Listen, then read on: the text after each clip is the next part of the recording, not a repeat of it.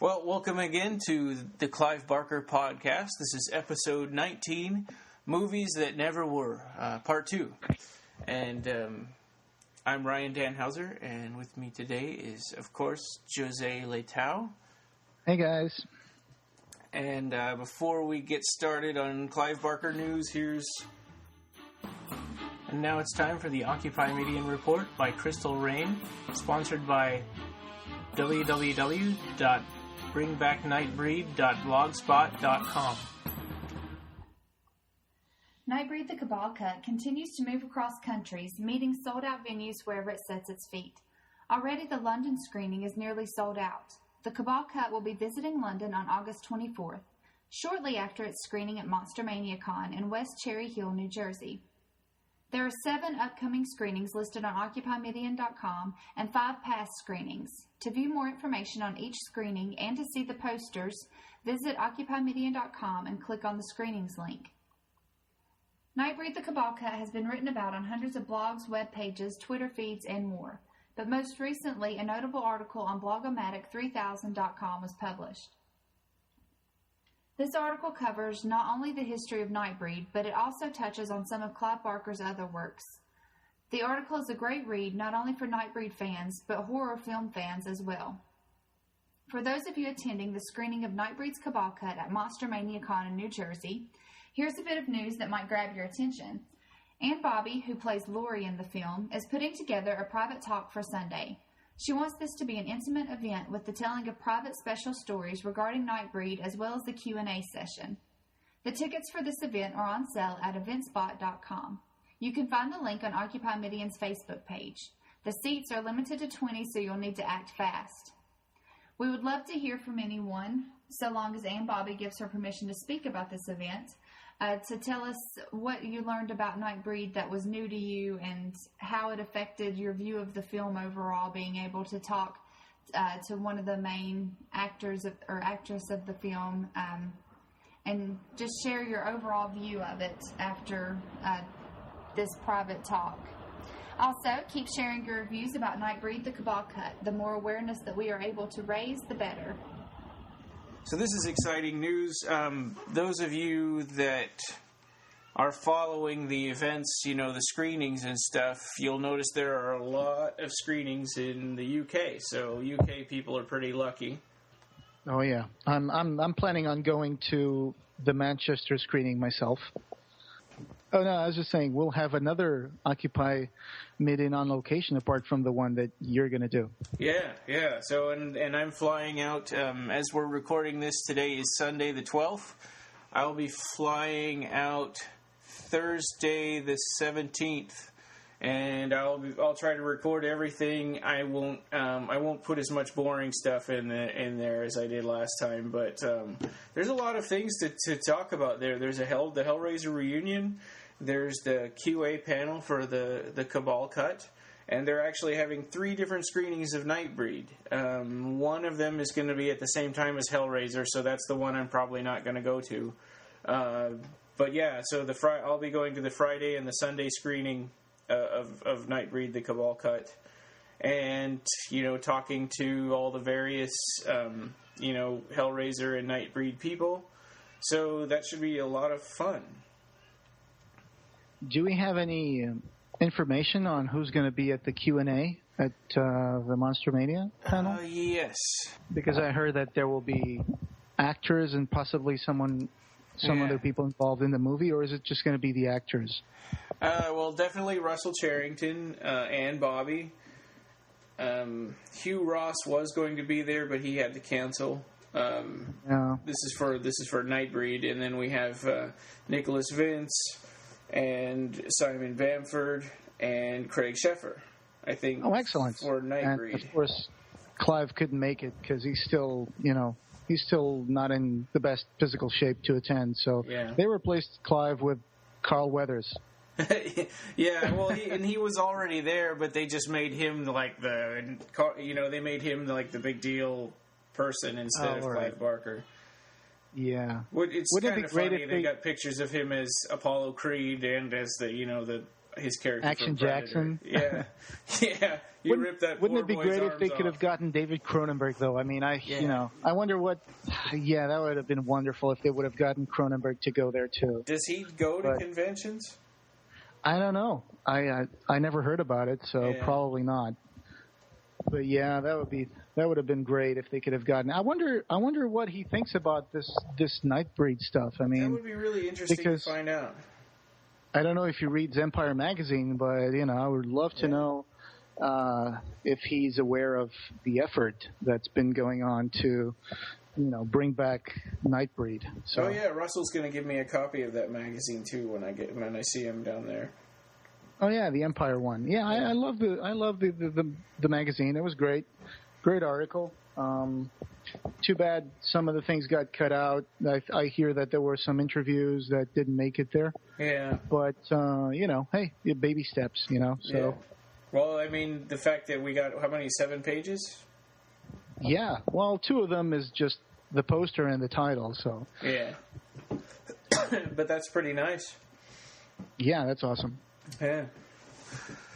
All right, so in Clive Barker news, we just talked about this, that Clive Barker's not going to be able to make it to Monster Mania. His exact words are, "I want to express my sincerest apologies that I will not be able to attend this year's convention. The coma that I emerged from January has taken a greater toll on me than I expected. When I agreed to do the show, I thought I would be ready to return to conventions by the time they were being scheduled. Unfortunately, I'm not. I'm sad that I will not be there to shake your hands and see your faces, but I will be there in spirit. Thank you for your support through these difficult times in my life. Your words have lifted me up and kept me going. I'm sending my love. Very best wishes, Clive." So that was really nice, and I actually had expected more people to complain and want to cancel or whatever. And the Monster Mania guy actually sent us all out, all of us that bought the special, Clive Barker VIP package. Yeah. He sent us options and told us how we could get our money refunded and stuff like that. And I kind of knowing this a little bit in advance, I was expecting there to be a lot more fallout than there really was. I think that Clive Barker's fans have been really supportive and just saying, just get better. Yeah, well, I mean, people who saw him at the LA screening, they saw that he's still not in the best of shape to attend this kind of events. So, people who undergo toxic shock, they can be left with several very serious side effects afterwards, and including tiredness for several months after recovering and all that. Yeah. Well, and he had said pain. in Twitter that now that he's recovering, he's been writing night and day, which that's not exactly what I'd like to hear either. It'd be nice if he got some rest. Yeah, I think, like someone said, I think this put him in touch with his own mortality. Yeah. And I think he's trying to do his best to get back to his projects, which might have been postponed, and he's desperately trying to get them all, rolling again. But he's only one person. Yeah, but he's only one person, so he can't spread himself too thin. Yeah. But in more uplifting news, I'd like to announce that there is a official Clive Barker Tumblr blog. Yes. Yeah. There was the Twitter, Real Clive Barker. There was the Deviant Art, official Deviant Art page for Clive Barker. There was Clive Barker's just joined Facebook, and he just announced that is his real Facebook, and Phil and Sarah have announced it too on Revelations, and it's facebook.com/clive.barker.37. And it's not a fan page, or it's not a like page. It's an actual person page. So you do a friend request and he accepts. Yeah, but don't go in there and start harassing his brother and his sister-in-law, and because they're there. But just you're probably better off just limiting yourself to Twitter, and just getting in touch with him through Revelations and stuff like that. And the Tumblr blog, it's realclivebarker.tumblr.com. So that's his Tumblr, and he's been putting some photography there, which not is suitable graphic. for work. So yeah, you know, keep that in mind. It's not for minors. It's a little graphic because he's putting a lot of his nude photography in there. So if you're going to go check it out, you know, don't do it on your work computer. Yeah. All right. So those are the things that DeviantArt didn't want to allow him to put up. Keep that in mind when you're going there. Okay, so that's it for Clive Barker news. So our main topic, movies that never were. Our first one is the Lord of Illusions prequel, which he was actually writing before Lord of Illusions even came out in the theater, and it's called The Great Unknown. Yes, The Great Unknown, Harry Damour's first adventure. Yeah. This was a script that Clive Barker wrote in May 11, 1988. And, well, this movie never got produced. And I think maybe one of the reasons that might have, you know, contributed in getting this movie into limbo is that this reporter, he spoiled the whole script on a magazine called Fantazia with a Z. And this guy, I'm trying to remember his name. I think this was written by Andy Mangle. And it doesn't say that on the scan that we have of this article. It doesn't say his name. But I think it was him. It was Andy Mangle who wrote this article for Fantazia Magazine. And Clive was furious because what happened was this guy went to Clive Barker's house and he was talking to Clive and he was telling him about this script and he let him read the script. And, of course, you know, what this guy did for the magazine was he just did a, you know, step-by-step, you know, account of what the story was. But it reads like a grocery list of events. I mean, it's just a terrible way to tell the story. Yes, it's pretty much like as if he would grab a script and turn it back into a treatment. And it was like a almost written like it was a bulleted list of things that happened. Yeah, in a sarcastic way. So it's just an infuriating, awful read. Yes, I mean he ends the article saying. As the great unknown attests, though, even Barker has his rotten moments. The real great unknown is how a writer who exudes talent like Barker ever managed to type this script. If I want magic-plagued detectives, I'll stick to Hellblazer. Perhaps Clive should too. Yeah, go to hell, you stupid. Yeah, that is not a very nice way to finish an article. I don't know why he was so abrasive. And after he goes through this list of events, you know, of a sort of complicated plot, he goes, got all this so far? If not, the story's not stopping for you. And then he goes on to explain more of it, and it's like, it's just terrible. That's the downside of the article is that it spoiled the story. Of course, it spoiled it completely for any future productions or anything. This is all we get now is some jerks, you know, ruining the movie. This is all we'll ever be able to read of the story.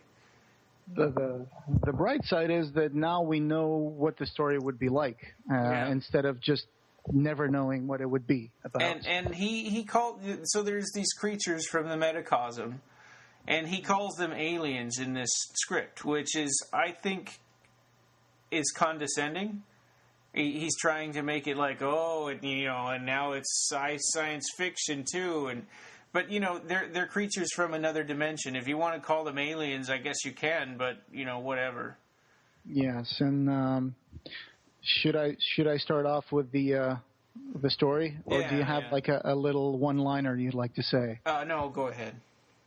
Well, I'm pretty much going to base my spiel from the whole article because that's all the best I can do. So, but this would open up with a mysterious Mr. Mazzetti, who, for some reason, was breaking out America's greatest psychopaths out of the prisons and mental hospitals all over the country, and leading them towards New York City.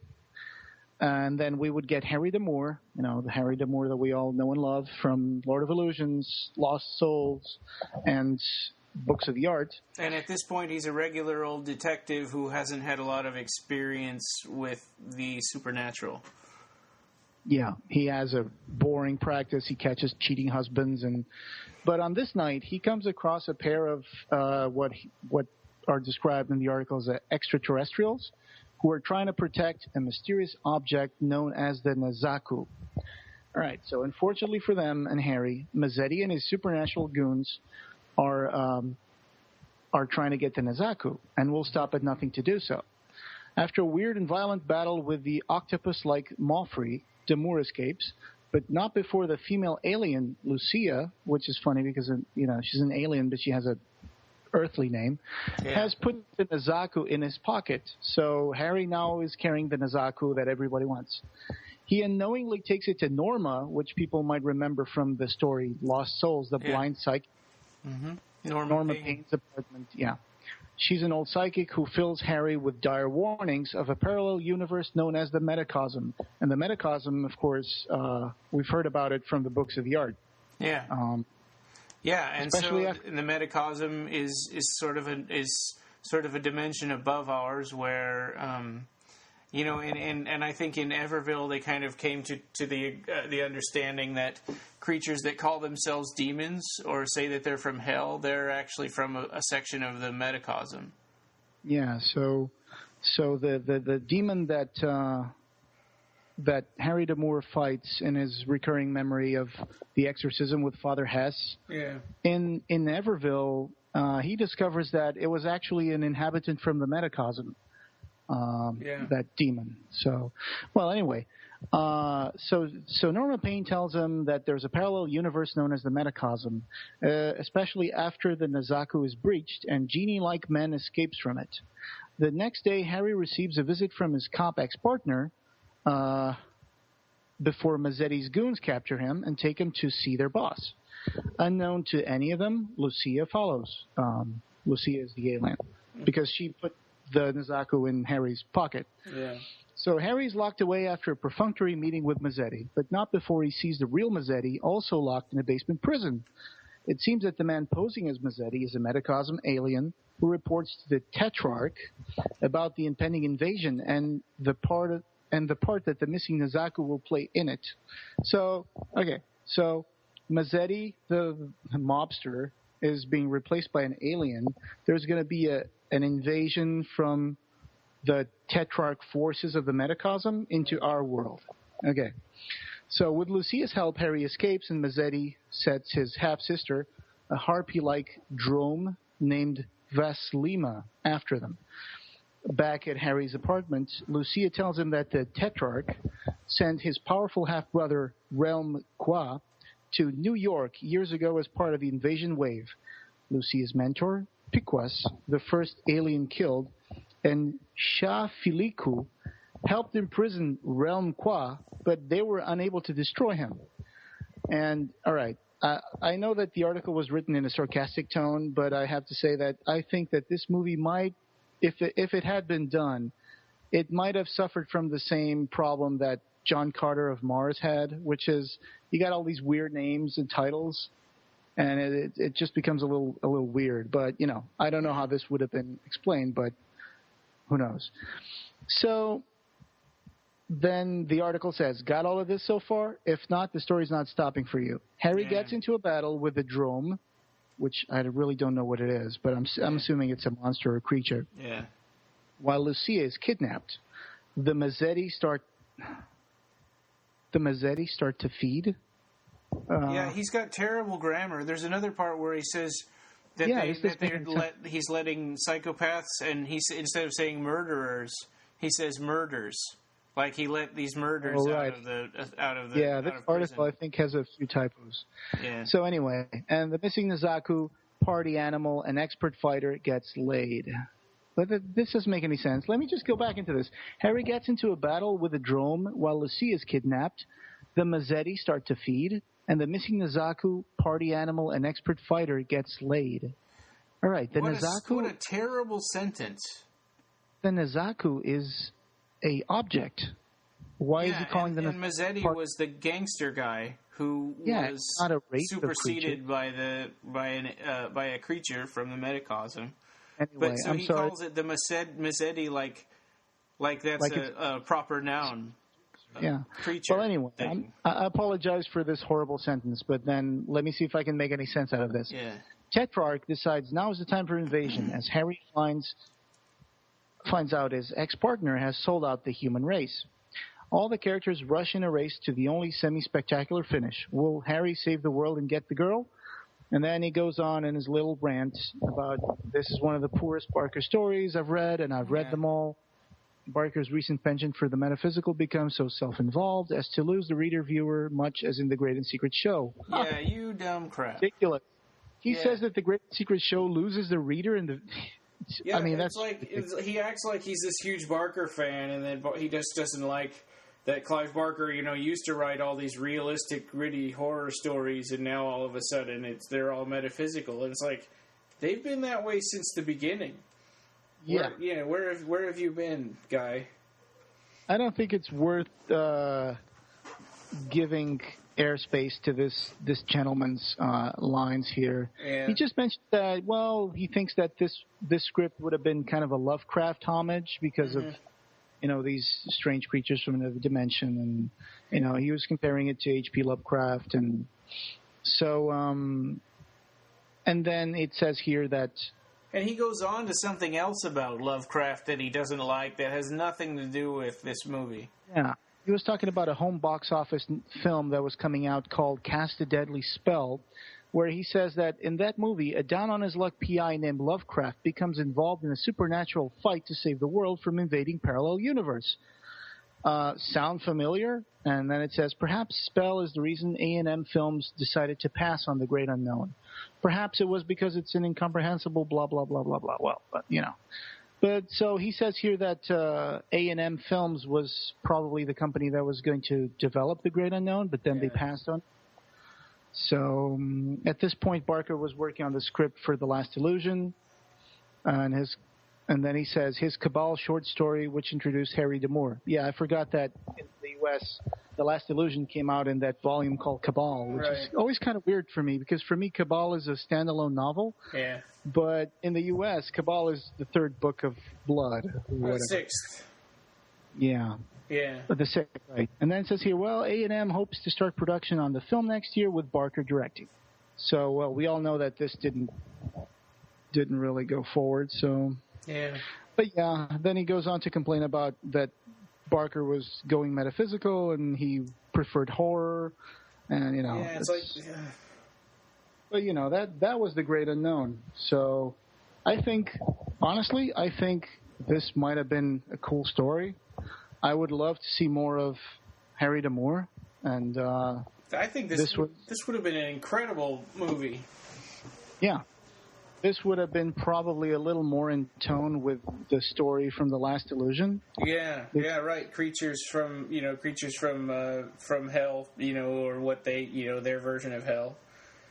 Yeah, I mean, you remember when we discussed the Last Illusion story from the Books of Blood. Yeah. That story is full of like weird creatures that whistle and creatures that glow and they sing and they play music with weird instruments. Maybe this would have been more in tune with that whole thing, which would have been nice. Yeah. Yeah, and it would have been more fantastic, which is what we all love, is the fantasy. I mean, except for this guy who only wants to see, like, I guess, horror that's not supernatural, and that's what he thinks Clive Barker writes. Yeah. He talks about like he's a fan, and he's just really disappointed by the direction that Clive Barker went, starting with The Great and Secret Show, which is, it's like, okay, so what was Weave World then? Yes, exactly. I mean, at the time of The Great and Secret Show, Weave World had already come out. So It was not a surprise for anybody that Clive had been turning towards what he called the fantastique. Yeah, and the Damnation game has a guy living forever, and, Cabal had a bunch of monsters worshipping a god under a graveyard. I mean, how is that not metaphysical? I think maybe at this point he was still, I don't know, maybe he wasn't in tune with the change of tone that Clive Barker was doing in his literary, books. So, I don't know. I mean, I think that this would have been great. Things that we get from this is that in the Metacosm, there would be an invading force trying to invade our universe.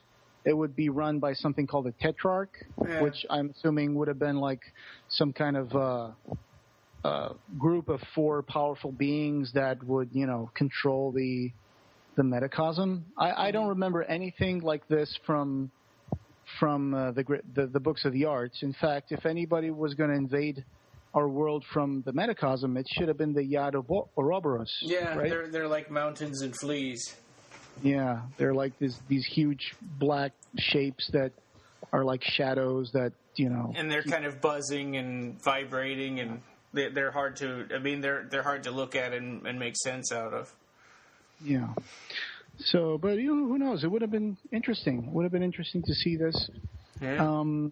Again, Clive doesn't dwell too much in terms of being a Harry D'Amour prequel. He doesn't go into the whole Father Hess episode or the exorcism on Wyckoff Street, which I think is great because that is one of the stories that should never be told, because that's one of those things like in Calvin and Hobbes, whenever they mention the spaghetti incident, and it's like everybody's like, oh, that was horrible, the spaghetti incident. But nobody knows what the spaghetti incident was. And it's just meant to be this horrible thing that Calvin did once, and it's always referred to but never explained. Yeah. Oh, that's pretty cool. Was it the spaghetti or the noodle incident? Oh, I don't know. I don't know. But anyway, Calvin fans out there probably will know the reference I'm talking about. Yeah, if you're out there and and if tell us what you think. Yeah. But yeah, this was the article that came out in Fantazia Magazine. I think it was number 13. I'm not sure. Well, I know that the cover had the dinosaurs, the Jim Henson dinosaurs, the live action. Yeah. Yeah, there's like the father and the baby. Not the mama. Not the mama. Yeah, that was in there. I bought this magazine on eBay once, and that's how I took a picture of this, and that's what we have to go by. So it would have been nice. This was done in '88. Yeah. The script. So. Yeah. So long before Lord of Illusions came out. Yes. But that was one of the scripts that Clive wrote, and actually he wrote it before Nightbreed even was finished.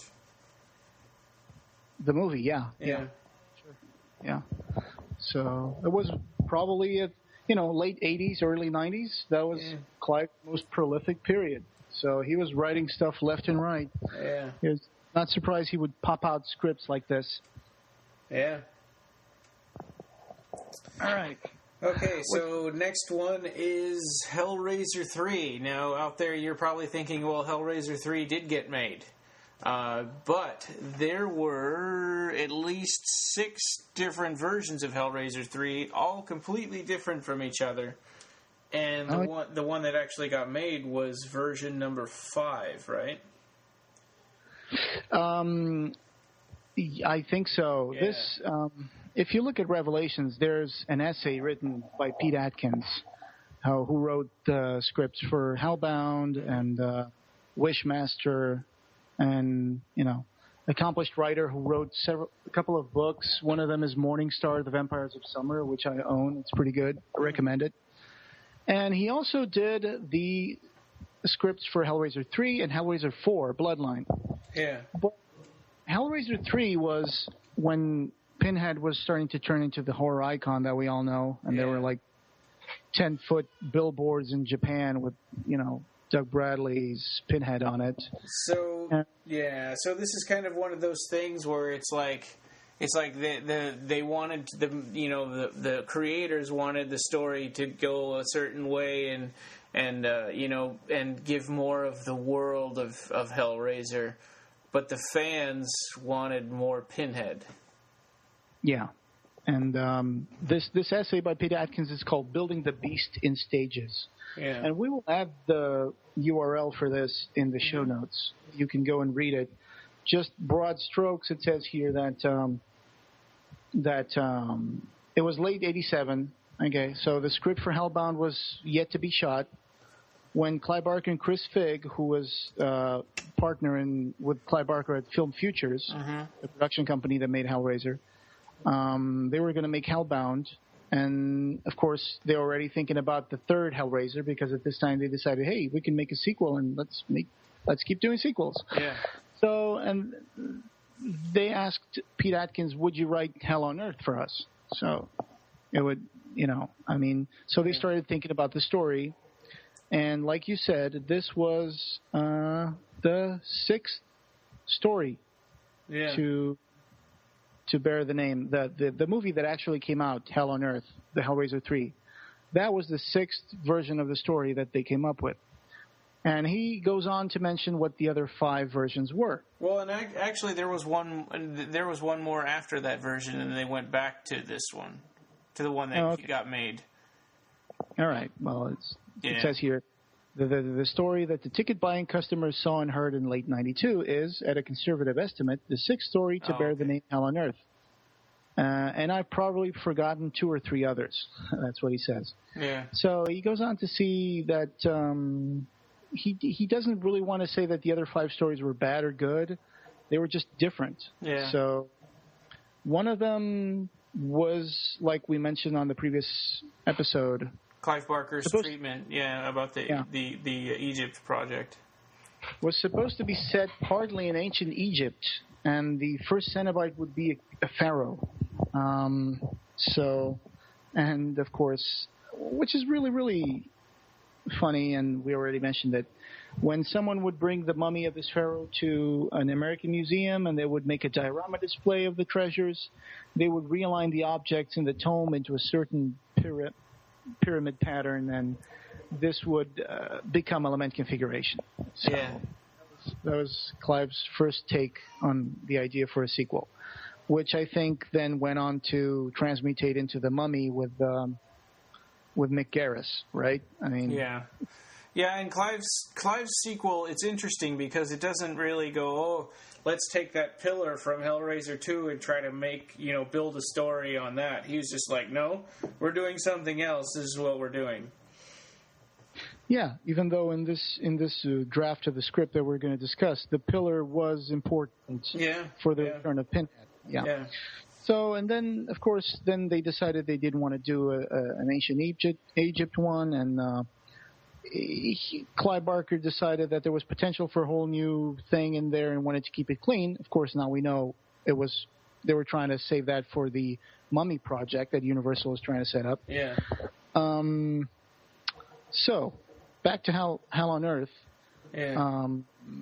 They started to think about involving Ronson, the detective character from Hellbound, the guy who talks to Christy in the beginning of the movie when she wakes up in the hospital. Yeah. So, and then he would be years after the events of Hellbound. He would find the corpse of a woman who had been washed from a river with the skin of her face completely removed. And somehow there was Julia's fingerprints show up on something. Yeah. He would find that there was a connection to a religious sect called the Church of the Sacred Wound, under this charismatic female leader called Lillian Vogt, known to her followers as Lilith. And then, of course, this Lilia Vogt would have been Julia Cotton with a different skin, I think. Yeah. The third act of the film would have been open conflict between the unleashed Cenobitic warriors and the beleaguered humans, while in counterpoint microcosm, Kirsty and Julia squared off the third and presumably final time. So, okay, everybody liked it. Chris Figg liked it. Clive liked it. And just one problem would, that the first movie had just opened, and there was that, like you said, fans wanted more Pinhead. They didn't want to lose Pinhead in the Hellraiser franchise. Yeah. And what this movie would have done is make Julia the recurring villain, and and of course they decided, well, we got to keep Pinhead, so Pinhead's got to be the main character of the next movie. Yeah, and she didn't want to be in any more Hellraiser movies. Yeah, but in this case, they probably wouldn't have had to have the same actress, because this would have maybe as a cameo, or but not all the way through. Yeah. So Claire Higgins, she She wanted to do something else. She didn't want to be, like he says, their female Boris Karloff or Robert Englund. Yeah. So good for that. So then they decided to brainstorm other stories. And, okay, the next one was two rival academics, one a professor, the other a graduate student. One of them was a bad guy. Yeah. The other was... the bad guy opened the lament configuration. Yeah. And he said it was a little better than that, but it wasn't very good. And it was like Clive and Pete Atkins had sort of stayed up all night coming up with this, and and they weren't happy with it. Yeah, he actually goes over this really, really good, basically. Like, one of them opened the box, the Cenobites came, people died, somehow the box got closed, the end. Yeah, and he says, we're professionals, we dressed it up, we structured it, we probably even came up with one or two good scenes along the way. But a turd in a tuxedo, it's just a turd in a tuxedo. And unless you're a John Waters movie, there's only one thing to do with a turd, so we flushed it. Oh, man. So that's what Pete Atkins says. Yeah. And then another night, another bottle, another attempt. And then he goes on to say, well, Pinhead on a campus wasn't that appropriate. Maybe a battlefield or a whorehouse. Yeah. And then he was like, a whorehouse. Pinhead running a bordello. Now that had the ring of poetry. So, okay, so this one... This is the one that we're going to talk about the most because Jose has actually provided us the script. Yeah, it involved a fallen priest turned whoremonger. Using a particularly elaborate and terminal brothel to resurrect Pinhead, who, of course, destroyed his savior and took over the business. So this is really interesting that the pillar from Hellraiser 2... It's really the pillar from Hellraiser 2. It's not this fancy, marbly-looking one that we got in the Hellraiser 3 movie. This is like the actual pillar that had all these pieces kind of on it. And so he, peeled these pieces off and sort of put them into a vat. And the vat is this brown goo that's made from people that they sort of melt into it. And Pinhead's feeding on them. Yeah, well, that's the story.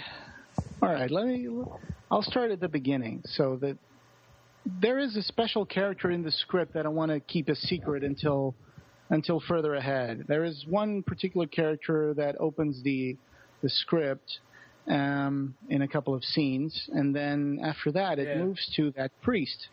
The priest that is an opening scene that's really, really cool, and I think this would have been a great sequence. Mm-hmm. You would have a rundown church, and there would be this rogue priest in there, and he would make this ceremony. He would get scraps of flesh from the torture pillar. He would throw them in a hellish kind of vat that was bubbling in the middle of the church altar.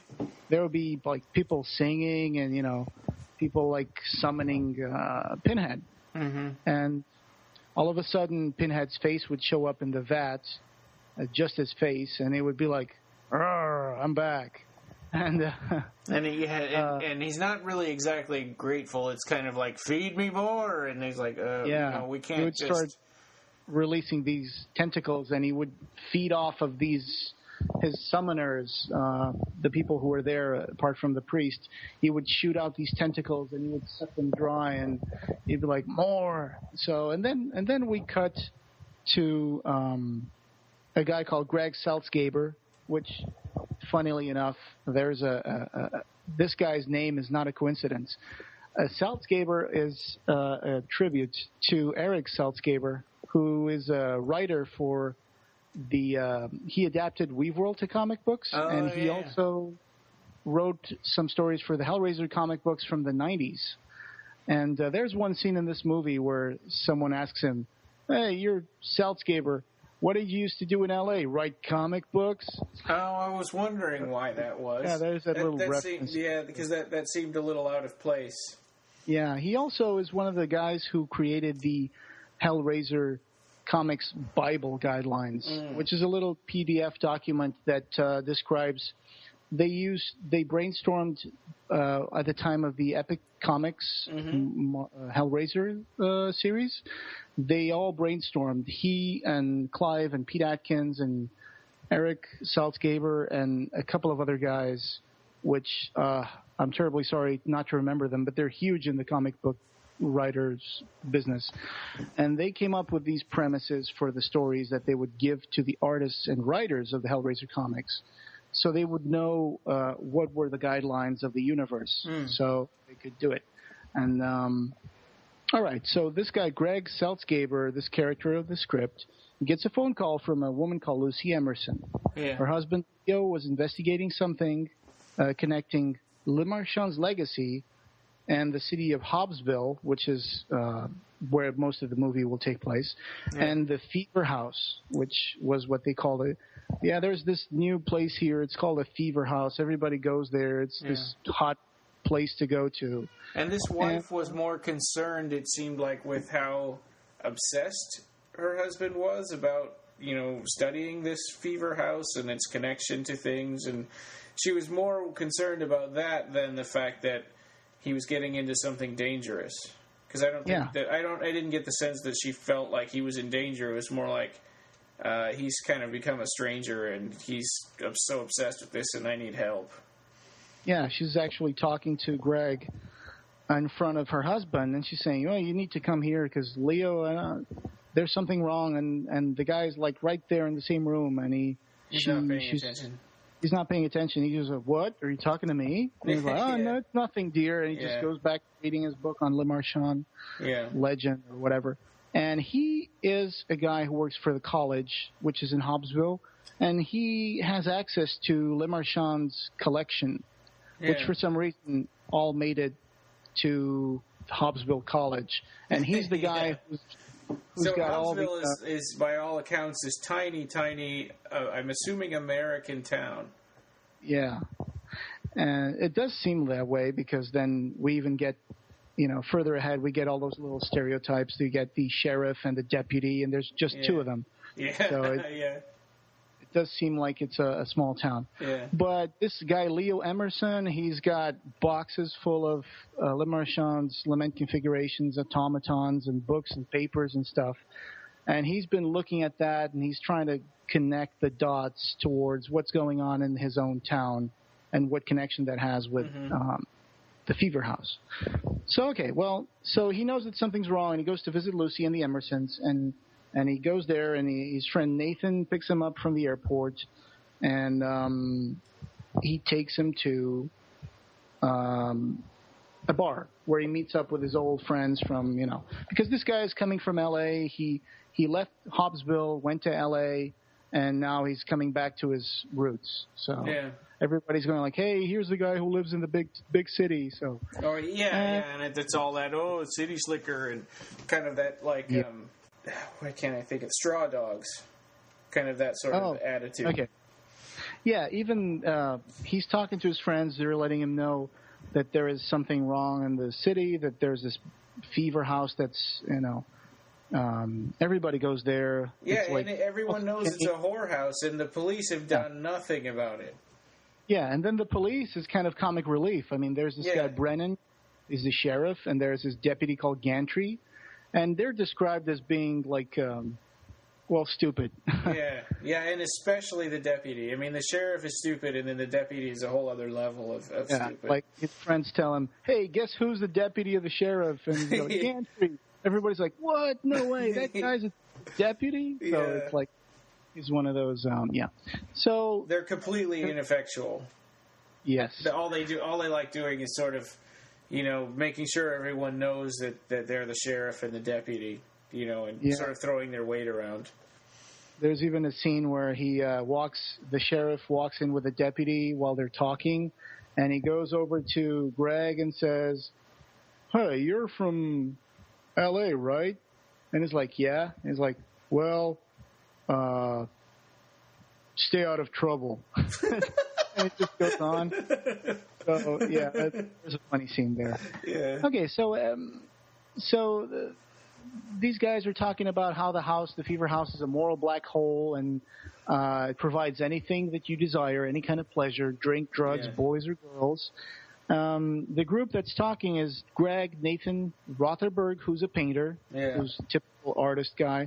Tammy, who's a blonde, kind of ditzy character. Yeah. Duffy, He's the stoner of the movie. Yeah, which, that's all he will ever talk about, too.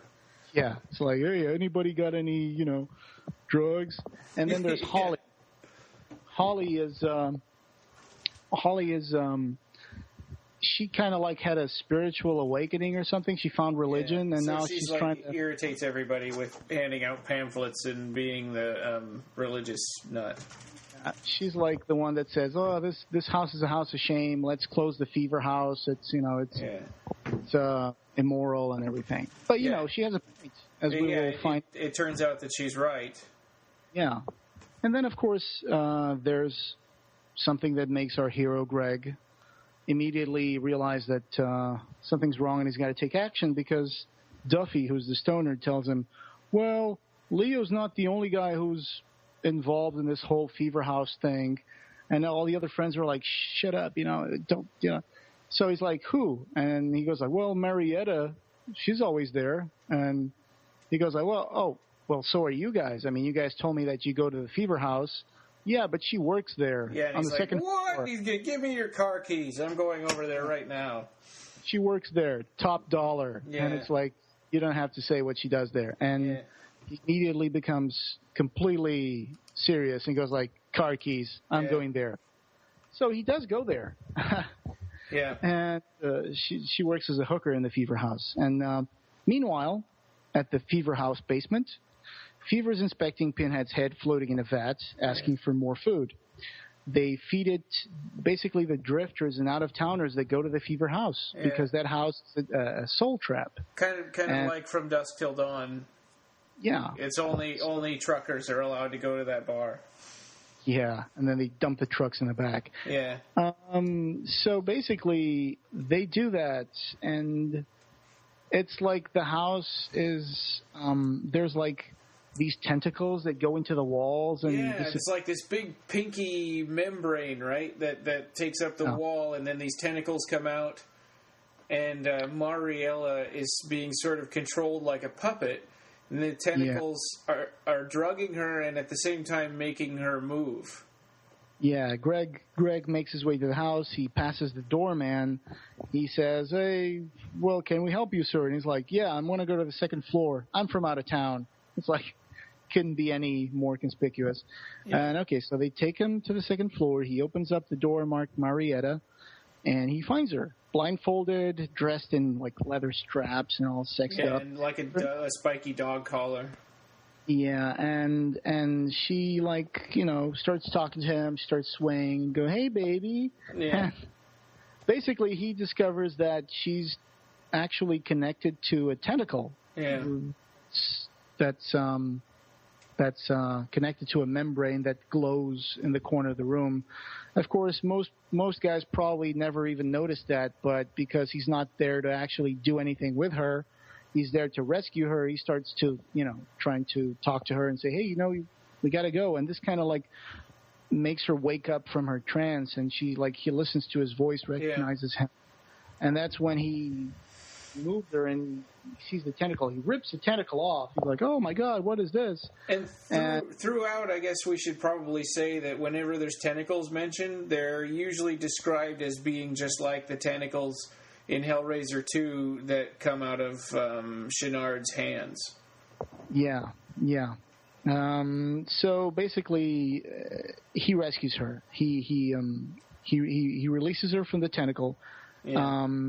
But then there's this figure that we have seen in an earlier scene, which is this Hobbsville place has the fever house, but it also has the church where Pinhead was summoned, which has been boarded up because someone vandalized the church. And I think Fever used to be a priest, and now he's not a priest anymore. Now he runs the brothel. Yeah. So we see this figure. We cut to this figure that's sitting, this derelict, who's sitting inside the church.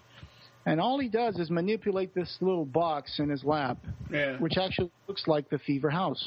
Yeah.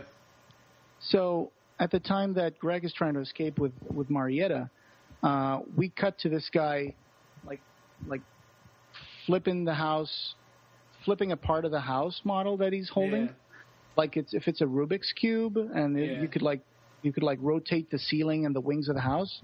Yeah, so when you go through a door, you end up in a different place than when you went in.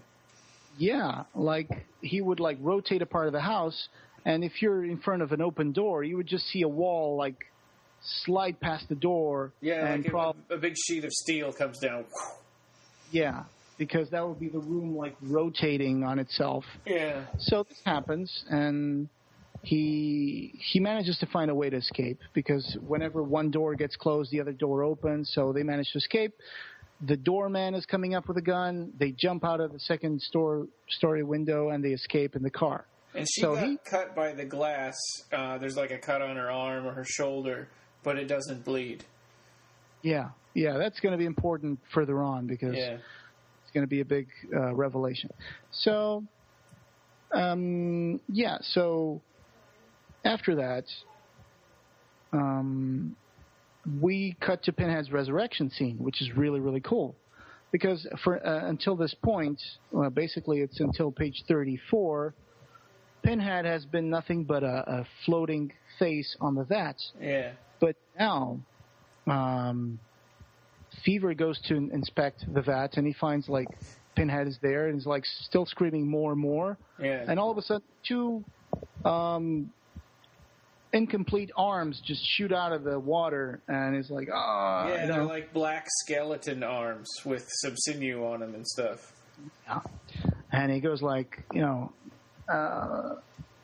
anyway, and so, yeah, there's this scene where he thought that Pinhead was still just a face, but then he discovers that Pinhead is breaking free, and he actually, he's grateful, but of course he's not going to be subjected to a human, so I really don't want to spoil this scene, but it's got some really nice quotes on it. Well, I think it's okay to spoil the scene. Nobody's ever going to see this movie, right?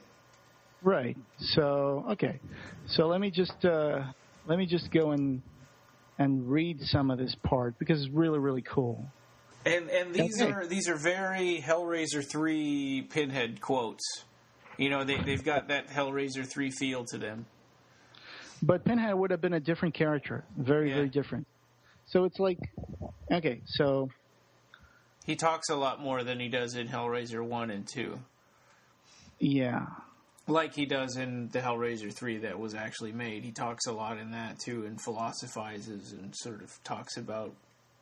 Exactly. Yeah. So after Greg escapes with Marietta, we cut to the basement of the Fever house. And the Fever is walking down the wooden steps into the basement, and as he moves over to the vat, he finds that the vat is empty. Yeah. And all of a sudden, there's a noise from behind him, and he turns around, and Pinhead walks toward him from the other end of the basement. And this Pinhead is totally different from any Pinhead we've ever seen. He's like 7 feet tall, and the black leather clothes that he would have aren't clothes. They're like a carapace, right? They're like a beetle shell. Yeah, it says here, the camera tracks in slowly towards Pinhead as he moves forward. His walk is slow and majestic. He glances imperiously around him like one who has just come into an inheritance. Pinhead's features are essentially the same as in Hellraiser and Hellbound, but there is one major and frightening difference. This creature is at least 7 feet tall. He's not draped in the long leather cardinal-type robes. Instead, the black that clings to his body seems to be more thoroughly than ever a part of that body, a horny growth such as some animals have, a leather-like carapace that grows into and out of the cold blue flesh beneath.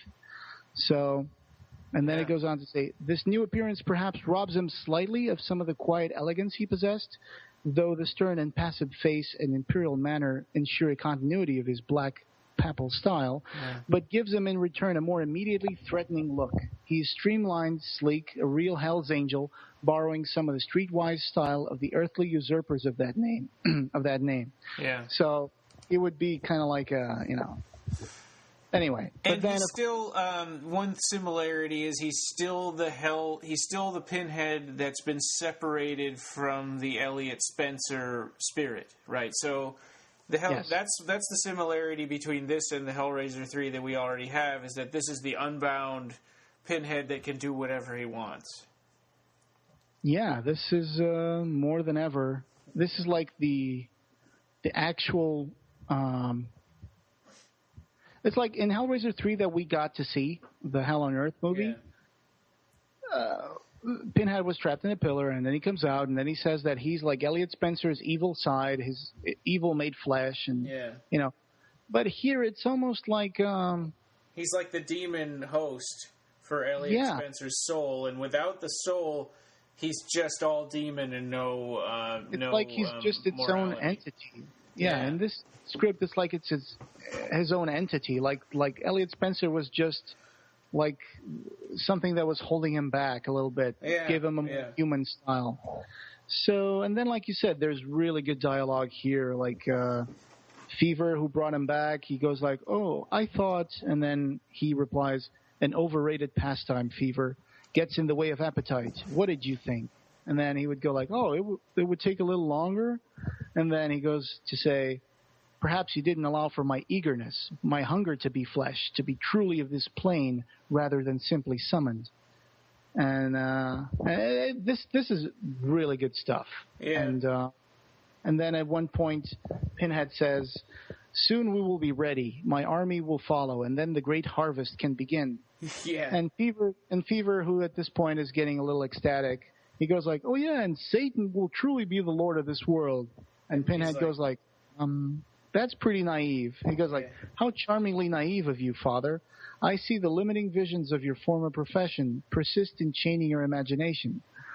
We'll have to see what we can do about that." Yeah. And then he, of course, starts to chain Fever and hangs him in a kind of a crucifixion-style pose. And he goes like into this little speech saying, "Good and evil, Fever. You may have changed camps, but you still believe in a two-party system."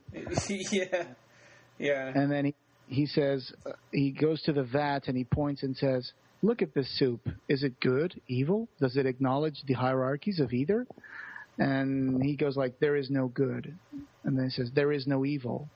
There is only flesh and its transformations." And as he's saying this, the chains are like... That's really similar to lines in Hellraiser 3. Yeah, and then, of course, there are the chains. They're, hooking into the palm of Fever's hand, and then he screams, and he goes on to become, a crucified figure, and barbed wire is wrapping itself around his forehead, and and then Pinhead goes on to say, "There is only pain, pleasure, and their mutual transcendence." Yeah. And when Fever screams, "No, please, it isn't fair."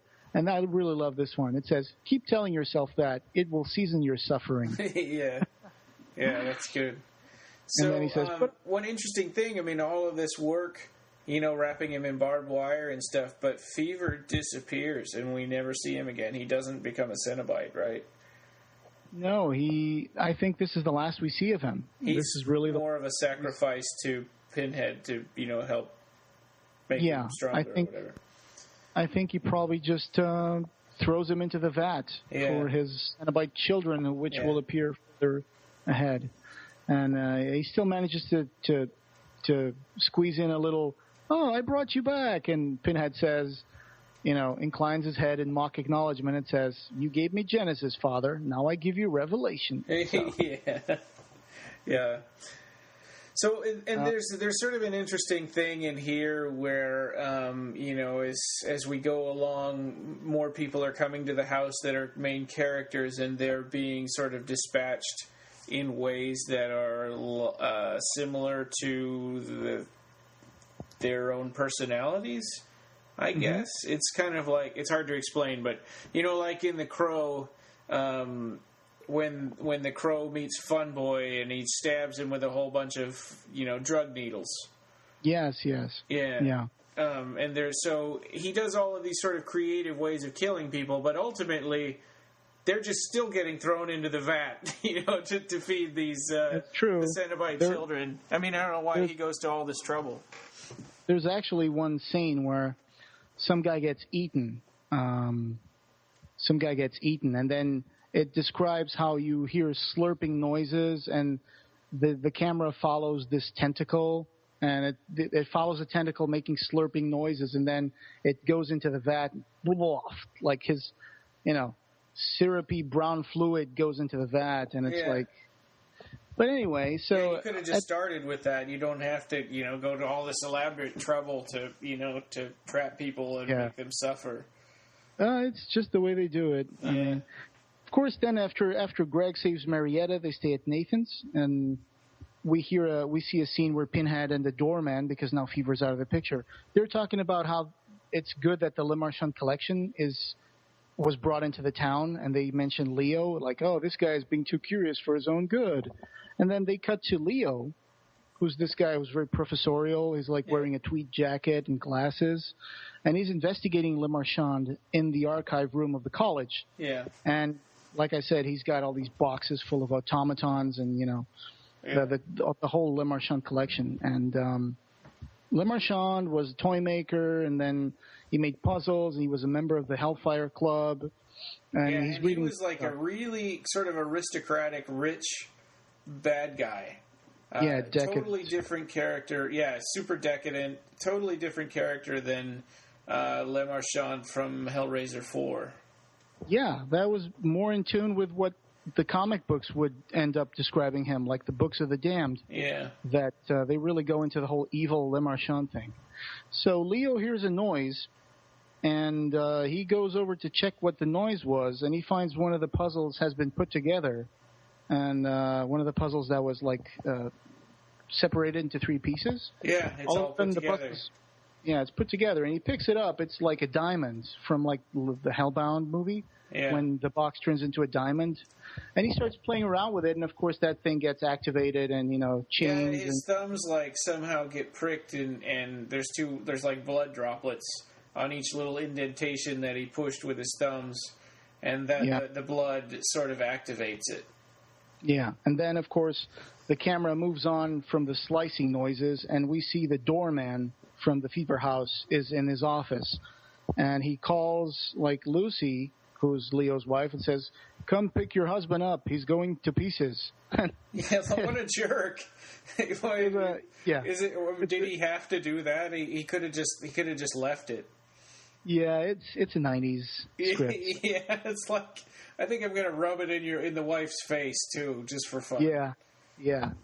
Of course, then Greg meets... all right, well, yeah. So the doorman calls Lucy, and Lucy tells Greg. Greg finds Leo's body, and he's been put into this... the shelves, glass shelves that were next to the he was office. Sort of made into a display. Yeah, like his head is standing there, and then one hand, one foot, and then some things he's been turned into a display, basically. Yeah. So it's a horrible scene.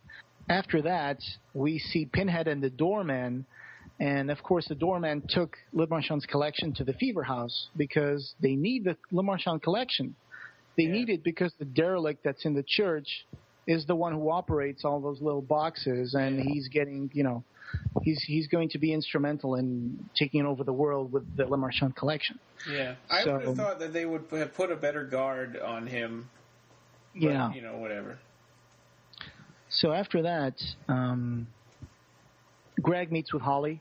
And they just call him a derelict, in the script up to this point. Yeah. In the meantime, Marietta disappears from Nathan's house because she kept telling Greg that, there's no redemption for me.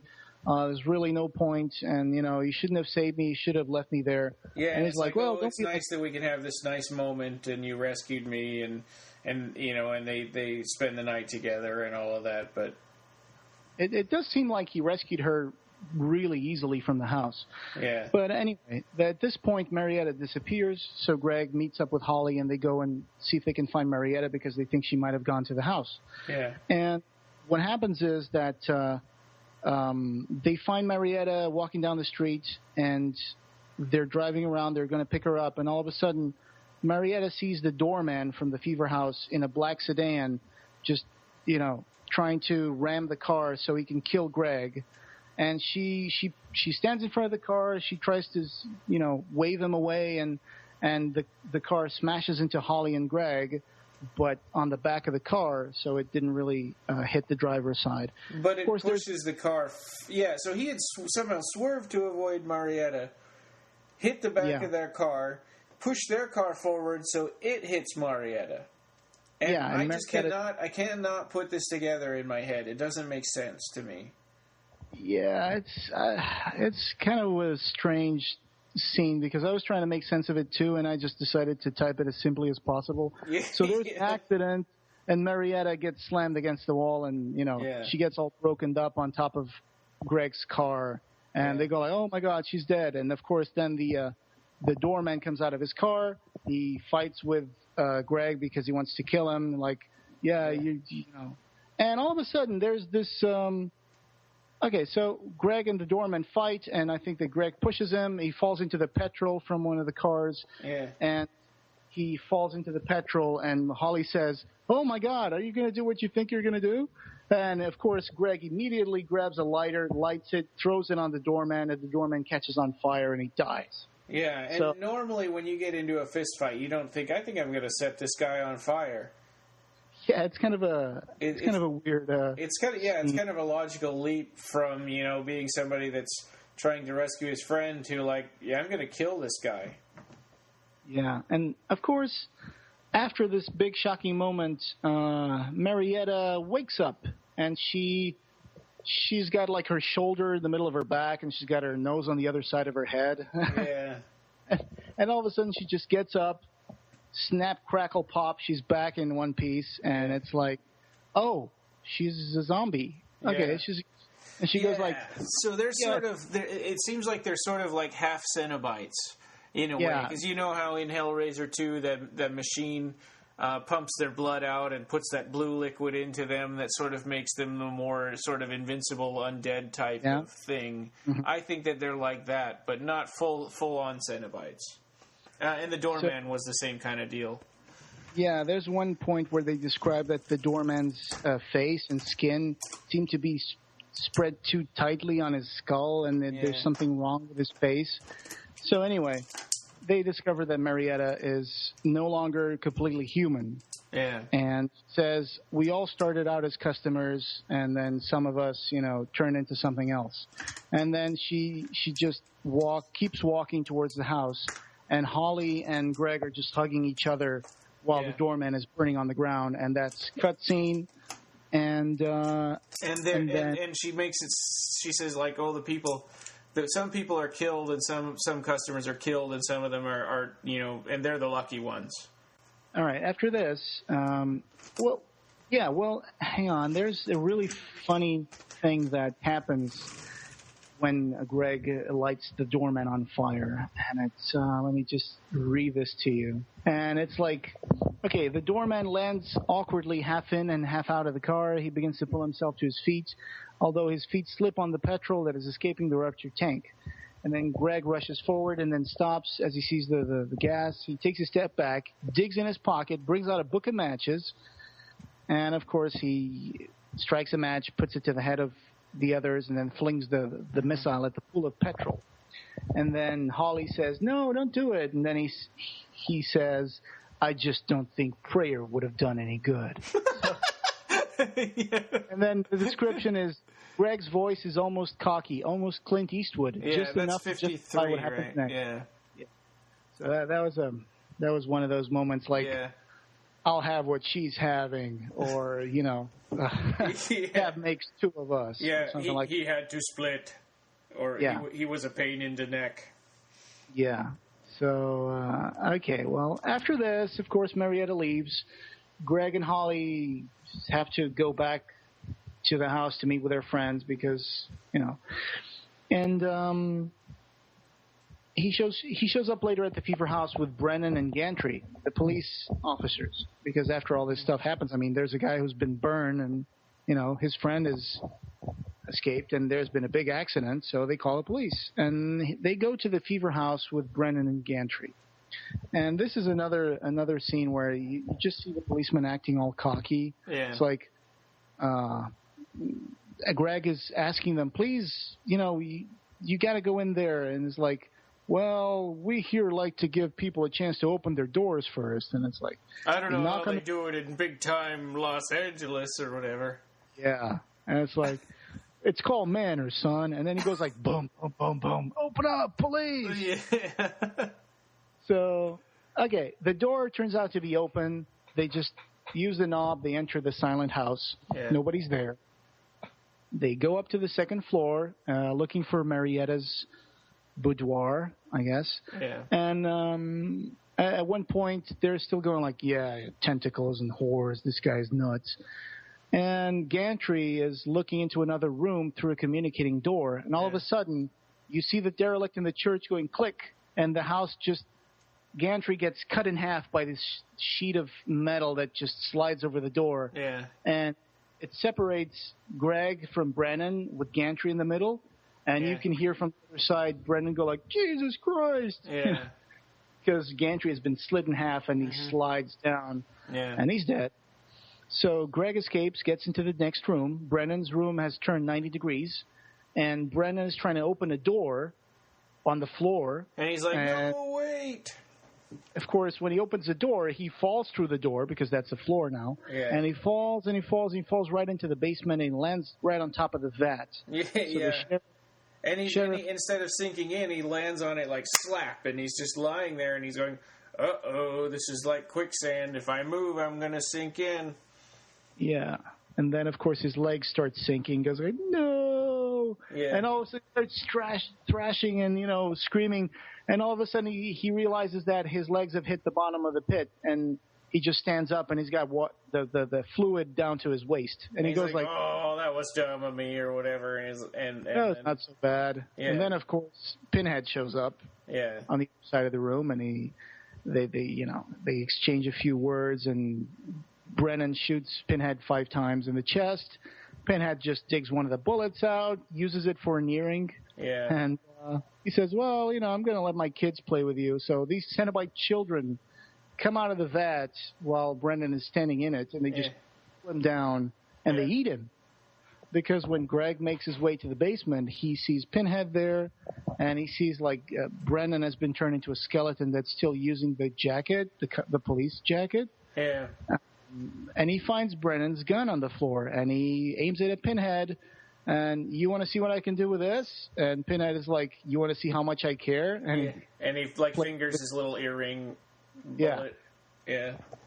So what Greg does is he shoots the basement window instead and makes his way and runs towards it while the Cenobite children are chasing him. Yeah. And, of course, he manages to escape. And this is kind of funny because Pinhead's like, hey, children, stop. What are you doing? Knock it off. And they're trying to chase him out the window. And then one of those metal doors comes down and chops their heads off, the little children. And he's like, oh, no. And then they melt into goo.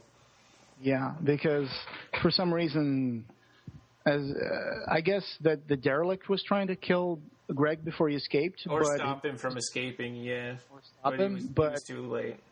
He was already outside, and the Cenobite children were coming out of the basement window, and all of a sudden that thing goes click, slash, and it decapitates them.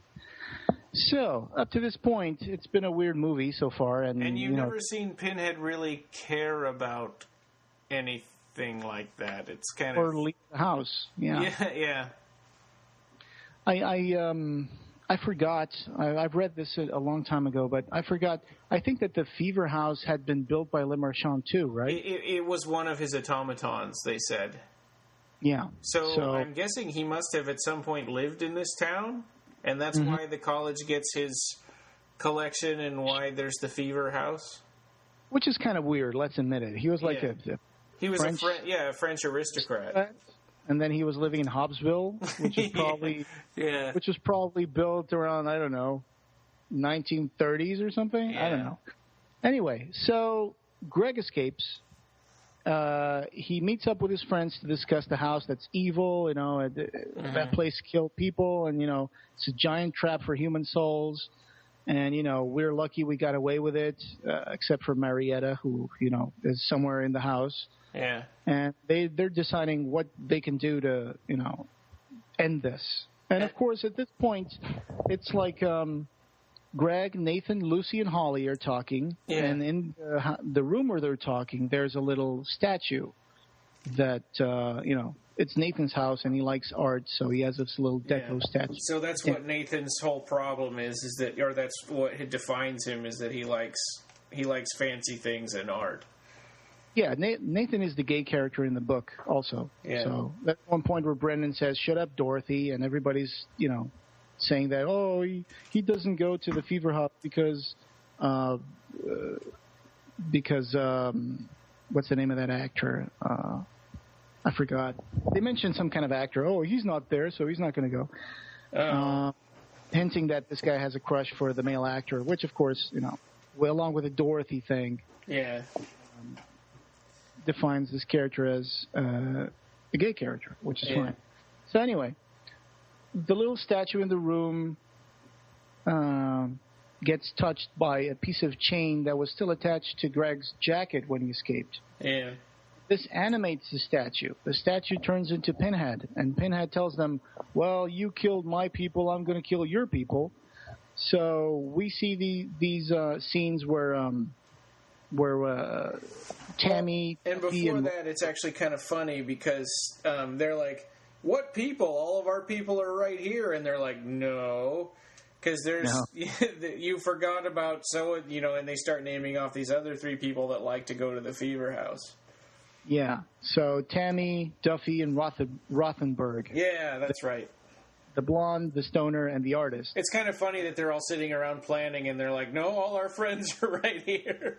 Like, you forgot about Tammy, Duffy, and Rothenberg. Your friends. Wow, you forgot about half the people. I forgot those were my friends, too.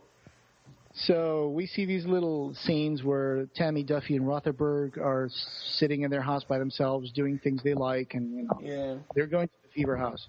So Greg and Nathan go to the house. Lucy and Holly find in Leo's books and papers that the church is the final piece of the puzzle. Yeah. Because they see this engraving or something that's called "The Devil in the Church," and they go like, "Hey, before all this thing started happening with the fever house, the church got vandalized and nobody ever got in there. Let's go in there and check it out." Yeah. So, all right. So when they go there, they find the derelict. He's sitting in the middle of the church. He's like operating those little boxes, and it turns out that the derelict is Le Marchand. Yeah. Dun, dun, dun. Yeah. So, and he's been kept alive by he gets little arcs of like this blue energy that give him just a little more life every time he keeps on working the puzzles. Yeah, every time someone dies, he gets like a little blue spark from the little lament configuration, which has the shape of the fever house. Yeah. So he's operating the house like it's a Rubik's Cube. Yeah. And every time someone dies, he doesn't get their whole souls. He just gets a little bit, just a tiny flicker of life essence that keeps him alive. And he's described as being really old, and his skin is like paper, and it's like he's blind. Yeah. You never really see him get his hands off the cube thing that he's manipulating. Yeah. So in the meantime, Greg and Nathan are in the house. Pinhead challenges them to save their friends, and of course Tammy, Rothenberg, and Duffy all die horrible deaths that have everything to do with the stereotypes that they represent. Yeah. So Tammy is like a dominatrix. She's got a whip, and she finds 2 prostitutes, and she's like, "Oh, you 2 have been bad girls," or whatever. and then Pinhead comes out and he's like, "I like the way you think, but we need to expand your horizons a little bit." Yeah. Rothenberg goes into a room that's all the 4 walls are a big white canvas. And Pinhead says, let's see what kind of art we can make. And, of course, he's going to paint the canvas with his blood. Well, not just his blood, like his whole body, all of his fluids and his whole body are sort of pasted all over the walls. Yeah. And Duffy reminds me of that stoner scene in the Nightmare on Elm Street. I forget the one which... You remember when Freddy has his fingers... Every finger is a hypodermic needle? Oh, man. I saw those all when I was in high school. Yeah. I can't remember. well, Pinhead shows up and Duffy's there. It's like, hey, man, it's like, what can I score? And it's like Pinhead shows a wall full of hypodermic needles and pushes him on it. Yeah. And he goes, oh, this is good stuff. Yeah, and he just this is heavy, man. And then, like a cartoon character, his eyes are meant to become really, really big, and he starts stretching himself, stretching himself. Yeah, like a funhouse mirror version of himself. Yeah. Until he just disappears into a thin line and, goes. And then Pinhead says, you just can't exceed the recommended dose. Yeah, it's like, oh, come on, Freddy Krueger. Yeah. All right, so these people are dying, and Pinhead says, well, you couldn't save your friends. I got all your friends, so... And then there's this army of Cenobites that starts making its way out of the vat, and, it's going, Urgh. And the Fever House at this point was full of people. So when these Cenobites start crawling out, there's a scene where Le Marchand in the church, he's operating the box, and he goes like, oh, my God, it's a party. And he just starts getting all these little flickers of light from all the people being killed. Yeah. He's like, oh, my God. It's like... Yeah, this is so great. Because Pinhead appeared at the top of the stairs, right? And all the people were gathered around at the bottom of the stairs.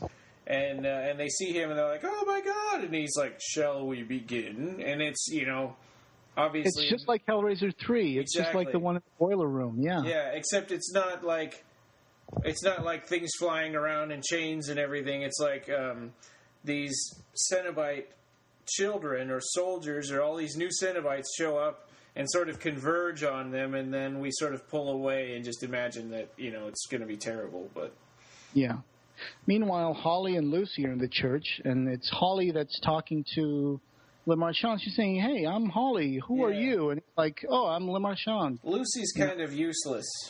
She reminds me of in the original Night of the Living Dead, she reminds me of Barbara in there. She's just, like, hysterical and just kind of gets dragged around places but doesn't want to talk or do anything.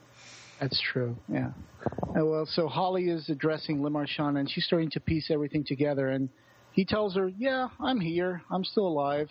I'm operating this thing, and it's horrible for me because I was an artist, you see. I was an artisan, and I was a craftsman. And now... they've blinded me and then turned me into just an operator, and all I do is fiddle around with these little boxes. And she's then like, he goes, well, why don't you just stop then and just die? And he's like, well, because what's waiting for me is worse. Yeah, he's like, hey, I don't, what's on the other side is, I know what's on the other side. Yeah. So, and then there's this hilariously funny scene where he says, shh, be quiet, someone's going to die. And then he says, I'm having a hard-on. Yeah. He has this little spark comes out, and he goes like, oh, yeah. So, of course, she realizes that this guy is operating the house, and he's benefiting from their friends being killed. So she says, hey, she tries to tantalize Le Marchand into letting go of the box, and she says, because Le Marchand is pretty lewd, and he goes like, hey, you smell nice, and it's like, he's blind, he can't see, but he's like, oh, you smell nice. What do you look like? And you can lie if you want, I won't know the difference. Yeah, because she makes like this whimpering sound. He says, oh, that's a nice sound. Can you make any more sounds like that? Yeah. So she decides, well, let me see if I can seduce him and get the box out of his hands. So she says, oh, yeah, you want to touch me? And she starts unbuttoning her blouse and shaking her hair, and he starts like going, So he takes one hand off of the box. Yeah, he takes one hand off the box, tries to touch her. She brushes his fingers and moves away. In the meantime, Greg and Nathan are trying to escape the house because the Cenobites are coming after them. The Cenobite army is coming after them. They're stuck. And the walls of the house have turned into, like, skin. They're like flesh, right? So they're trying to sort of saw their way out of the house. And then Nathan punches the wall of the house. It's like, this is like flesh. He punches it. It turns into a bruise. And he goes like, well, keep punching it. And they start punching it, and then they're kicking and wounding the wall until the wall starts to split. Yeah. And there's just a split that opens in the wall, and they just fall out of the house, like from the first floor or something, and then the wall closes. And in the meantime, just as they're thinking about escaping, because they've seen the massacre, that everybody's dead in the house, they're the only ones who got away, And just as the other Cenobite army starts opening the walls of the house and start coming out, Le Marchand tries to get his other hand from the box of the Fever House box, but he was like so bound to that thing that all of a sudden when he tries to remove that hand, it just like creates a void or something, and it just sucks his hand right into that box again. And it sucks his whole body in, and it kind of crunches him and folds him and smooshes him into there. Because he really couldn't let go of the box, and when he let go of the box just sucked him in again as hard as possible. And it says that you don't see blood or sinews or flesh when he's crackling. You just see dust. Yeah. You know, it's just like he was all completely like made of dust on the inside. Yeah. So it just like crunches him up and whoop, and then the box kind of rolls in on itself and starts folding and unfolding until it disappears. And that's the same thing that happens to the house. Which is like Poltergeist. Which is Poltergeist, yeah. Like the house also rips itself off its foundation, starts folding, unfolding, and then all the Cenobite army in there goes like, oh, and they just disappear along with the house. And before the house actually collapses all the way and disappears, the gas main and the electrical sparks sort of meet and ignite and blow the house up and burn, and it burns up before it finishes like folding up. Yeah. So Nathan, Greg, Lucy, and Holly are the survivors. Yeah. And then they cut to this scene where and they stood there all night watching the house smolder until dawn. And then they're like, all right, well, nothing's going to happen, so they left. Yeah, they think, well, the house is gone, Pinhead's gone, there's nothing here. But then you see Holly goes into the church, and she finds that the little box is there. Yeah. And she picks one of the boxes of the little house again, and she goes like, this is nice. Yeah. And she flicks it, and all of a sudden you cut to the Fever House hole, and you see this little spark ignite the main again. It's boom, this big wall of fire appears towards the camera, and then and Pinhead just walks out of the fire, really cool. He just walks out of the fire, looks around, and then it just laughs and screams, and then the camera goes into his face, and it cuts the credits. And what's really funny here, and if I can read this, let's see. Suddenly, Pinhead walks through the flame and into the light of day, and the track begins to reverse as if backing away in awe. Pinhead's face is its customary glacial stare, and his walk, his usual elegant stride. We've never seen Pinhead walk, right? He doesn't really, I mean, he'll take a step or two maybe, but... Well, yeah, I mean, he does walk, I mean... that's a good he usually just appears and shoots chains, and he might take steps towards somebody when he's talking to them. I think really the only movie where I've seen Pinhead actually walk is probably Hellraiser 3, where he's following Joey around. Yeah, exactly, but up to this point, he never has. So it's kind of weird that it says his walk is his usual elegant stride.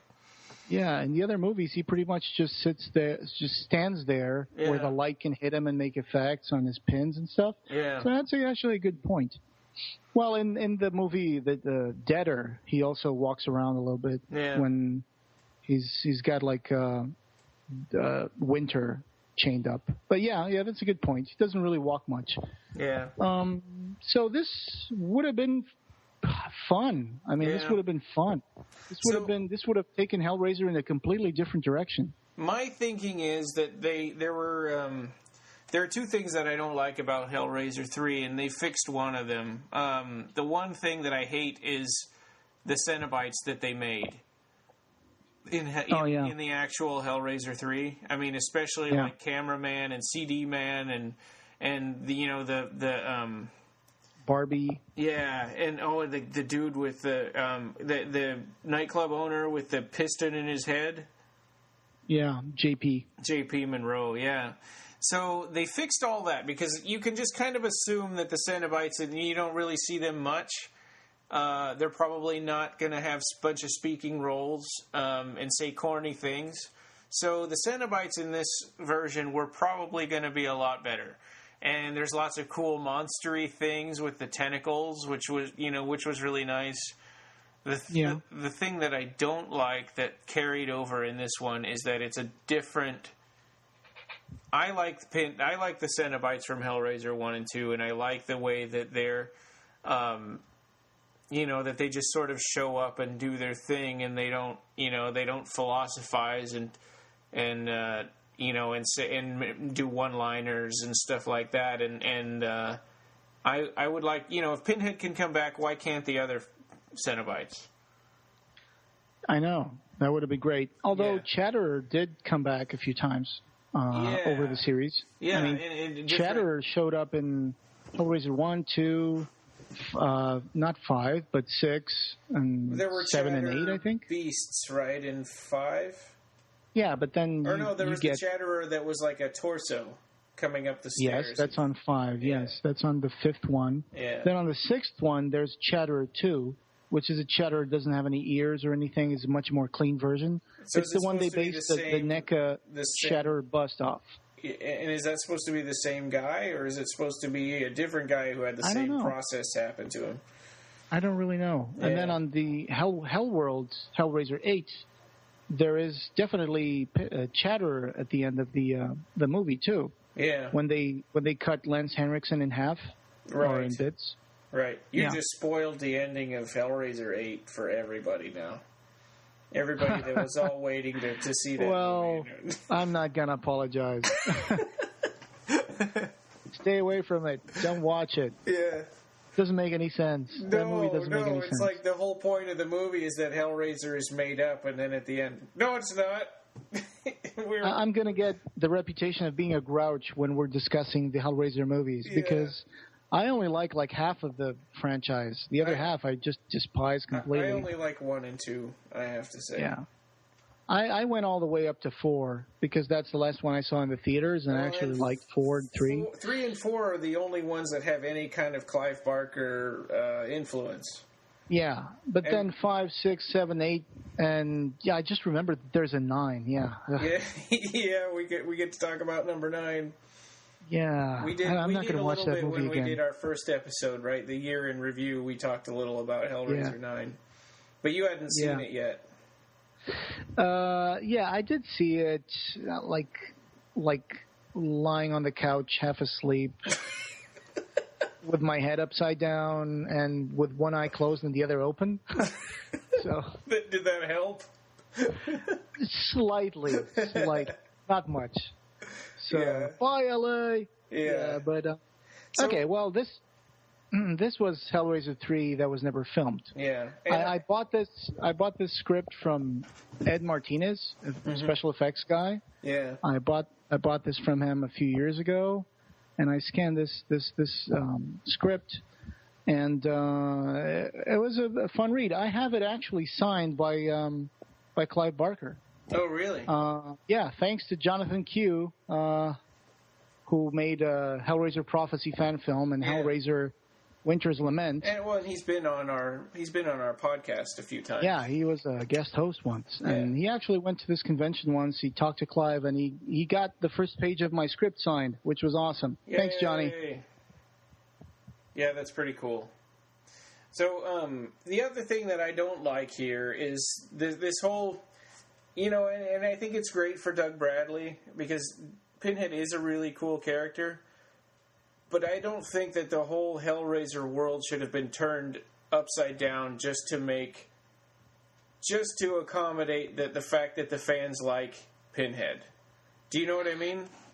I understand what you mean. Yeah. I mean, who knows what would have become of the franchise if they had gone with, okay, the Cenobites died at the end of Hellraiser 2, and Pinhead's not going to show up anymore. Maybe they were thinking about introducing new Cenobites and other things and making Julia the recurring villain. Yeah. I don't know how well that would have worked.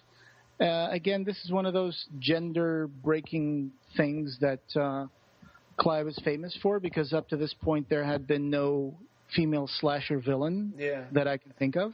Can you think of? Of course, you and I, we're not saying that Doug Bradley or Pinhead is a bad character. I mean, he's awesome. We love him. Yeah, But well, there was Jason's mother who was a killer. Yeah, there was her, but there were no female villains in the horror slasher film. Yeah. Well, and then Jason's mother is like, well, we can't keep doing that. So then, Jason took over the other, 7 films? Yeah. So having Julia, I don't know, would have been nice. I like Hellbound because Julia is such a cool character in Hellbound. Yeah. She's such a queen, like a larger than life sort of a demi-goddess. Take your best shot, Snow White. Yeah, now I'm the Wicked Queen.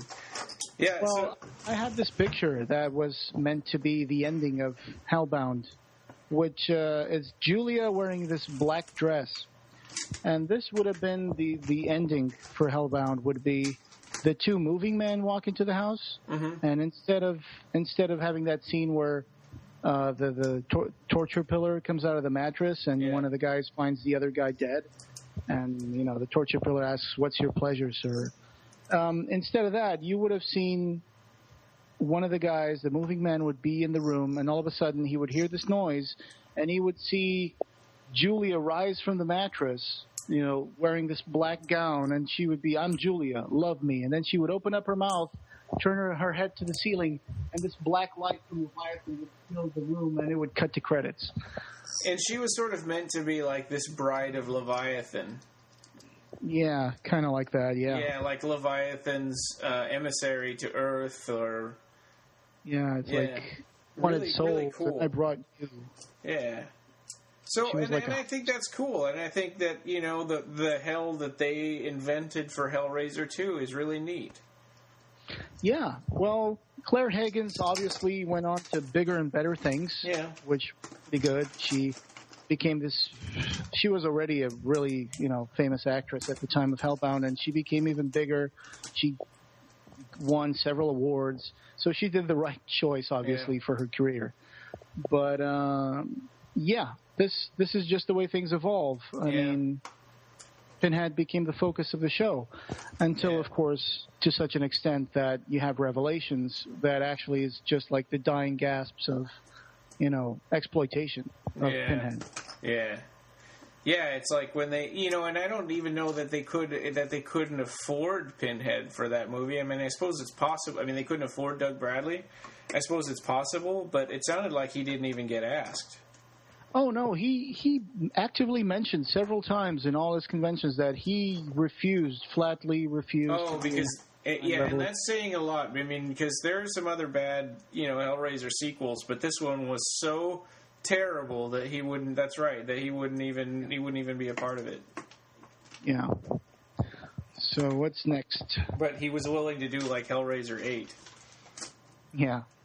Well, they were shot back-to-back in Romania, Hellraiser 7 and 8. Yeah, and they're so different from each other, and they have the same director and everything. Mm-hmm. Yeah, so that's the Hellraiser 3. I think this would have been really cool. I would have liked this better than the Hellraiser 3 that we got. But, it also had the same problem of focusing so much on Pinhead that it's like, let's make him 7 feet tall and even more monstrous. Right. Yeah. Well, and after this, I think people really, just to restate that, people should really read Pete Atkins' essay, Building the Beast. Because after all this talk about how many stories they did and what kind of stories they would be like, he goes on to mention how they actually locked it down for the version that we got, with Larry Mortoff and Larry Kuppen, the head of Transatlantic, and how they started making the movie with that final draft of the boiler room J.P. Monroe thing, and it's like, well, we're going to do this one, so they already started making that. And they had one director that did part of it, and then they fired him and got another director. Yeah, so it's a really interesting article. It's worth the read. Yeah. And I would really love to be able to get in touch with Pete Atkins. And if you're out there and you're listening, Pete Atkins, we'd love to have you on the show. You're a great writer. Yeah, I still have his email from a while back. I'm going to try sending him an email again That would be great if I could get hold of him for an episode of the podcast, or at least answer a few questions. Yeah. That'd be great. So stay tuned. Yeah. So next one, Tortured Souls. So if you're not familiar, I think probably most of you listening to this are, but Tortured Souls were a series of figures. Clive Barker's sort of designed, and Todd McFarlane, or they co-designed them, and then Todd McFarlane's company made them. And they're very Cenobite-looking things, but there's an actual story, like a 6-part story that went with each of the first 6 figures, because there was a series 1 and a series 2, and the first series had these stories. And I never wanted to buy these figures because it's like, I'm married and I don't, I'm not going to have all these grotesque toys standing around in our house, but I eventually got the story as a PDF. Hey, what's wrong? It would be a great way to, if you have some uninvited guests or neighbors you don't like, you just invite them in. They would never talk to you again. Yeah, and you can even get like giant ones, right? I mean, there were the normal-sized ones, and there are the giant ones. If the normal-sized ones aren't pronounced enough. Yeah. But yeah, so there's an actual story behind Tortured Souls. That's a pretty interesting story. Well, if I could just mention a little bit, okay. So the Tortured Souls were, like you said, designed by Clive Barker along with the Clive Barker Todd McFarlane Toys Company. Yeah. And they were unveiled in the International Toy Fair in New York, February 2001, and they were at first. The first series was 6 figures. Yeah. So each of them came with a 1,000 to 2,000 word storyline, which would make a novella when you put it all together, called 6 Destinies. This novella, 6 Destinies, outlined kind of the origin of the Tortured Souls, their world, and the city of Primordium, which is... it's sort of like an ancient Greek type of a city, isn't it? Yeah. Yeah, it's... and then, of course, just Of course, after this, there was Series 1, Series 2, and then, of course, there was the Clive Barker's Infernal Parade, which was kind of a Series 3, but not really. Yeah. But anyway, so these rumors started popping up one day because Barker had been sending sets of the Tortured Souls figures to studios, trying to get a pitch for a feature. Yeah. And in 2001, November...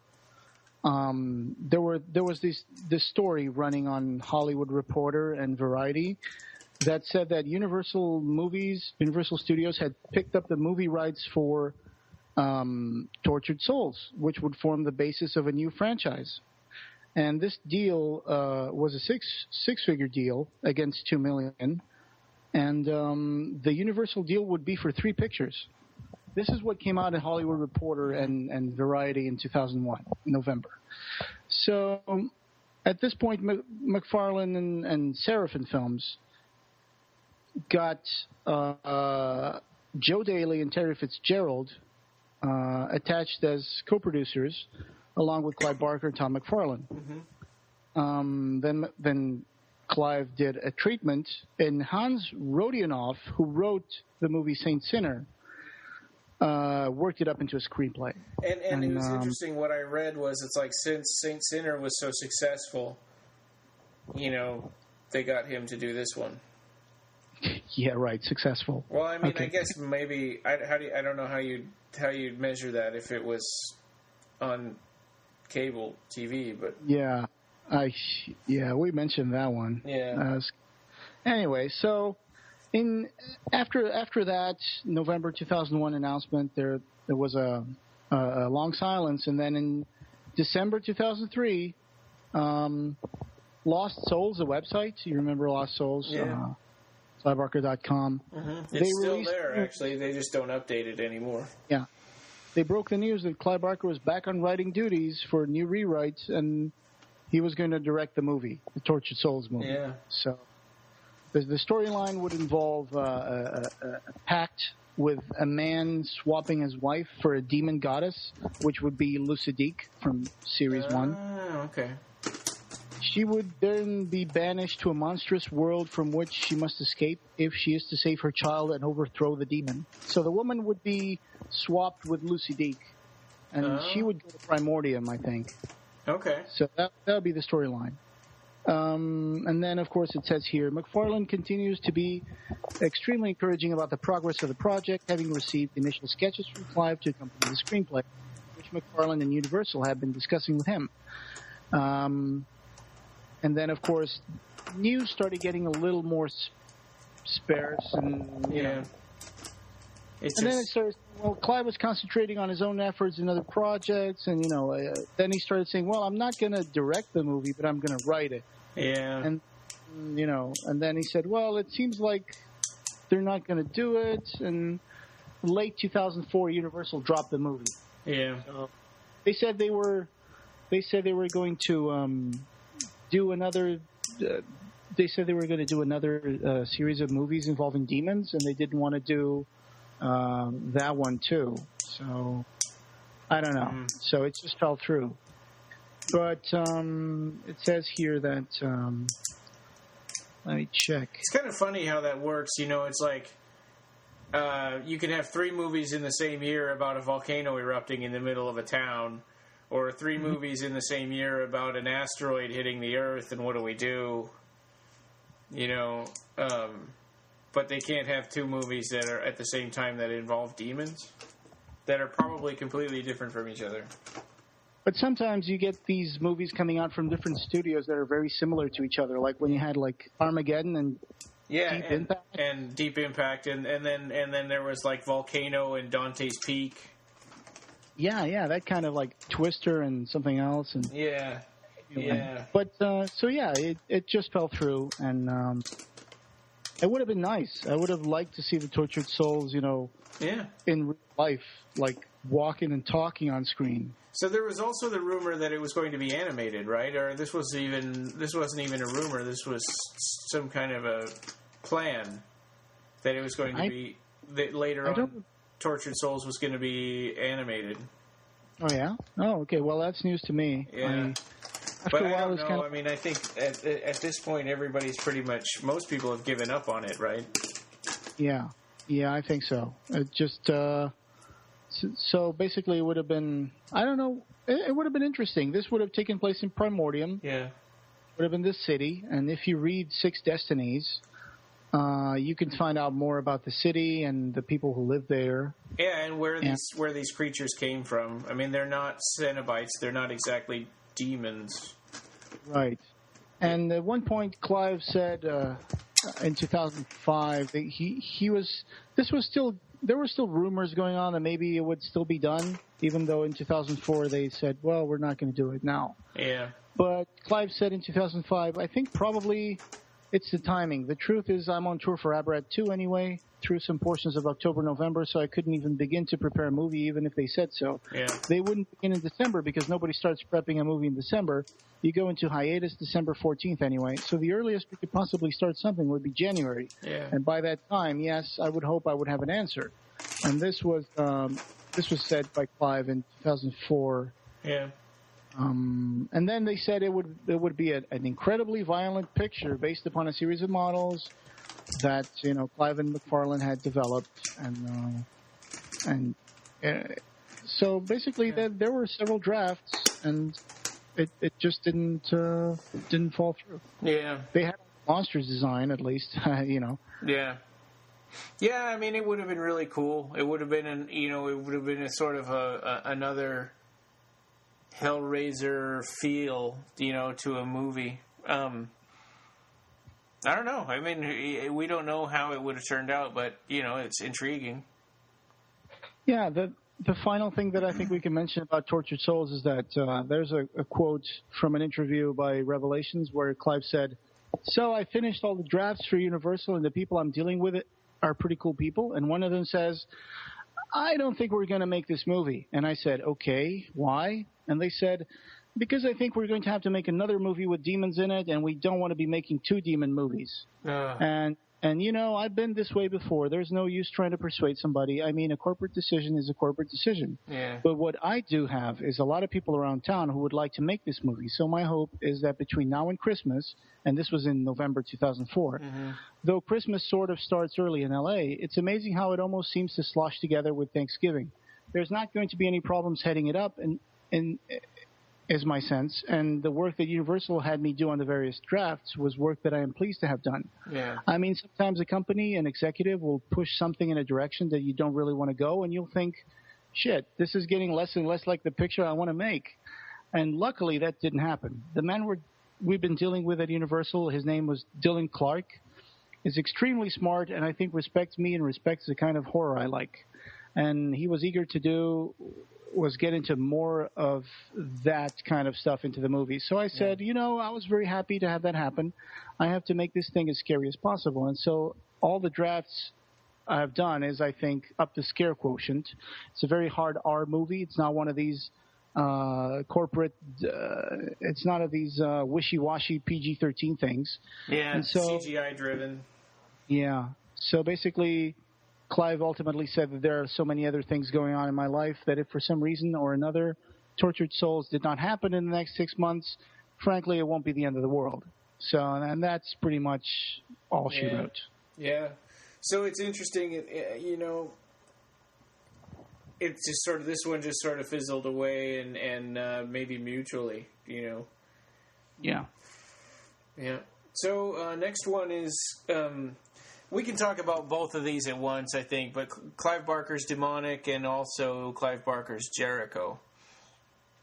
So Demonik, we talked a lot about in our video game episode, but sort of headed, it was if the video game was successful, and obviously the video game never was almost done, and then it got canceled.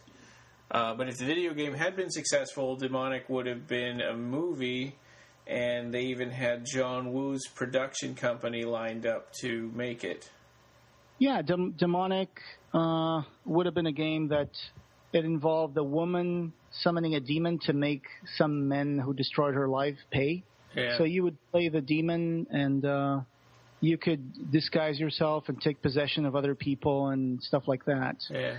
And at one point, I do remember hearing about John Woo being involved in either producing or directing a movie based on Demonik, which is kind of surprising because this is a story for a video game, and usually video games need to be very successful before they make a movie about it. Yeah, I think they were just banking on Clive Barker's name making this thing successful, and then the video game got canned, and it's like, all right, well, everybody, that we got your hopes up, but we're not going to make this movie anymore. Yeah. Tiger Hill and Majesco. Tiger Hill Entertainment is John Woo. And Majesco, we're going to develop this as a package. So, and apparently Todd Farmer was also involved in this to develop the storyline from an initial concept. Todd Farmer is this guy who made Jason X. And at one point, not too long ago, he was also involved in a possible Hellraiser remake. Yeah. You remember Todd Farmer. He was mentioned as being the director, but apparently, thank goodness, he was too involved with making 3D movies like Drive Angry 3D or something like that. Yeah. I don't remember. And apparently it fell through because otherwise it would have been the guy who would make the Hellraiser remake. But, So, I guess that's Demonik.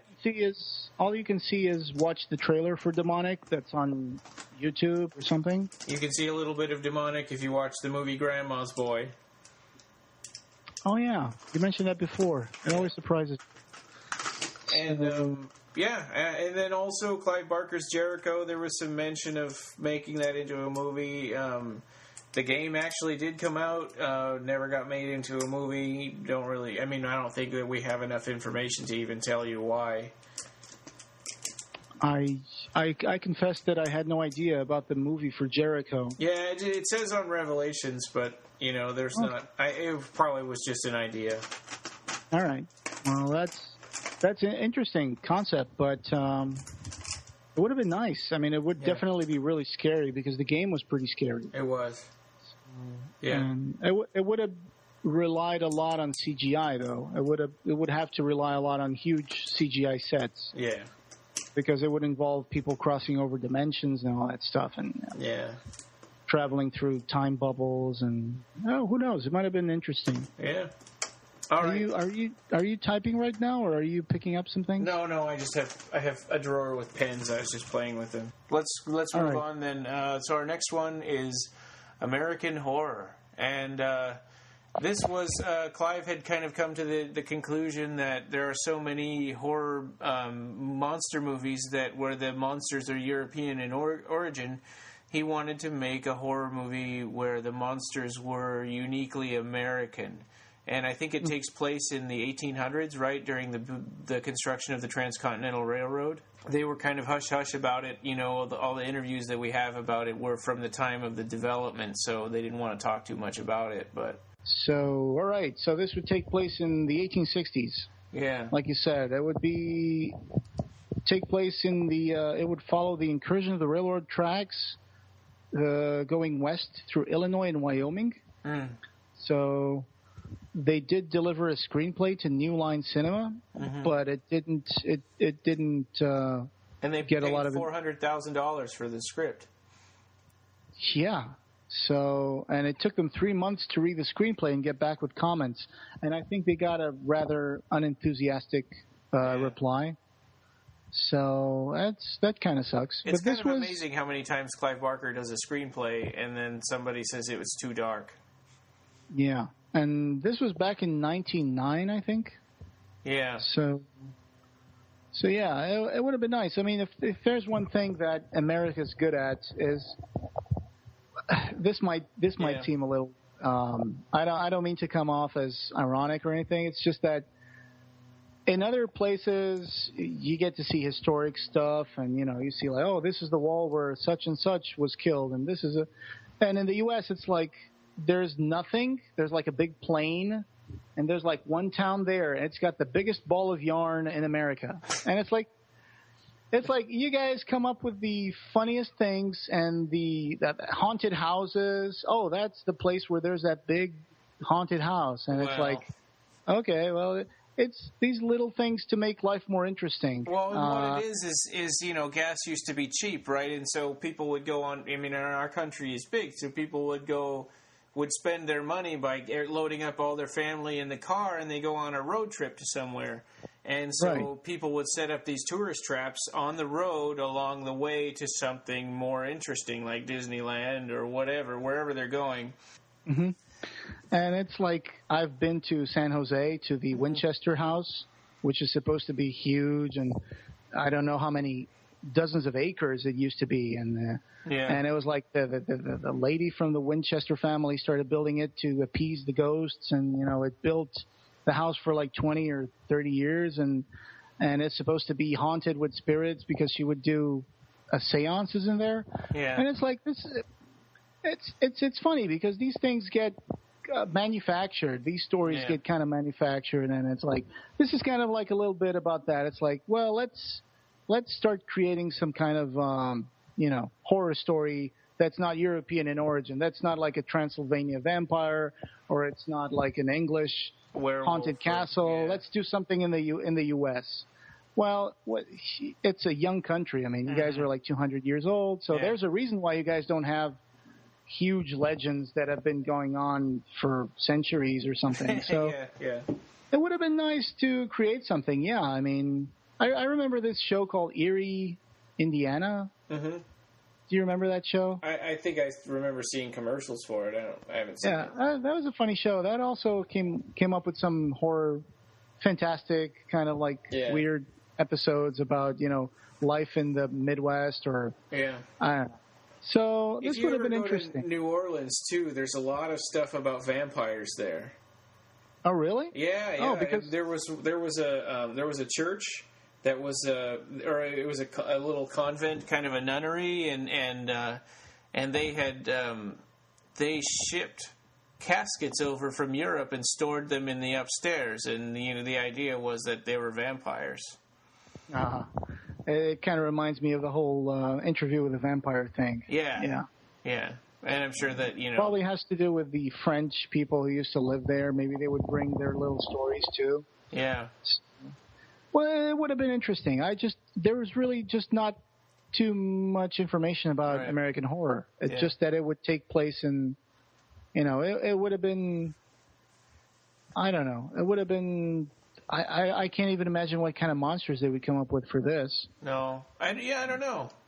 I mean, we have Bigfoot. I grew up with Bigfoot because I lived in the Pacific Northwest growing up, but it's always like the pictures of him are always blurry. And it's funny because on Netflix there's a lot of Bigfoot documentaries. Yeah. I've seen a few. Yeah. So, well, the only thing that says here is that they would say they want to create something fresh and American. Yeah. And they would just say the title is American Horror Movie, and that's what it is. It'll be fun because it's a period movie. Yeah. But they don't really mention anything in terms of what this might have in terms of storyline. Yeah. But then they just say that New Line decided it was too dark, too bloody, too visceral, and too expensive. It would be a period piece about the origins of America.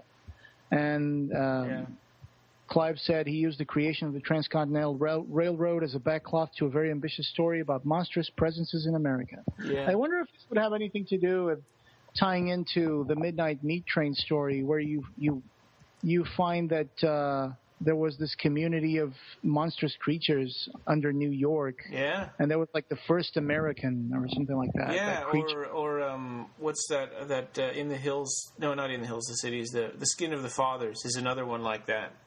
Yeah. That probably would have been the kind of approach they would take, like these monsters that appear in the middle of the desert or some kind of plain. Yeah, because the idea is that there's so many wide open spaces, or America is more unexplored, I suppose, than other countries. Maybe some Native American legends would, be used for that. Who knows? Well, it might have been interesting. It's just one of those things that they did a screenplay. Someone paid $400,000 for it. They give it back. They say it's too bloody, visceral, horrible, and nobody ever sees the light of day. It's just in a drawer somewhere. I really love to, one day discover if there's any way that we can get this published or something. Who knows? But unfortunately, I don't know what kind of contracts they sign for that. It becomes property of the person who buys it and options it, so it's not really in Clive's hands, probably. Yeah. It's kind of too bad. It's like, hey, if you're not going to make this, can I have it back? And it's like, well, maybe someday we would. Who knows? But yeah. Okay, so our next one, Eden, USA, is kind of a similar type of thing. So this is a Wild West movie.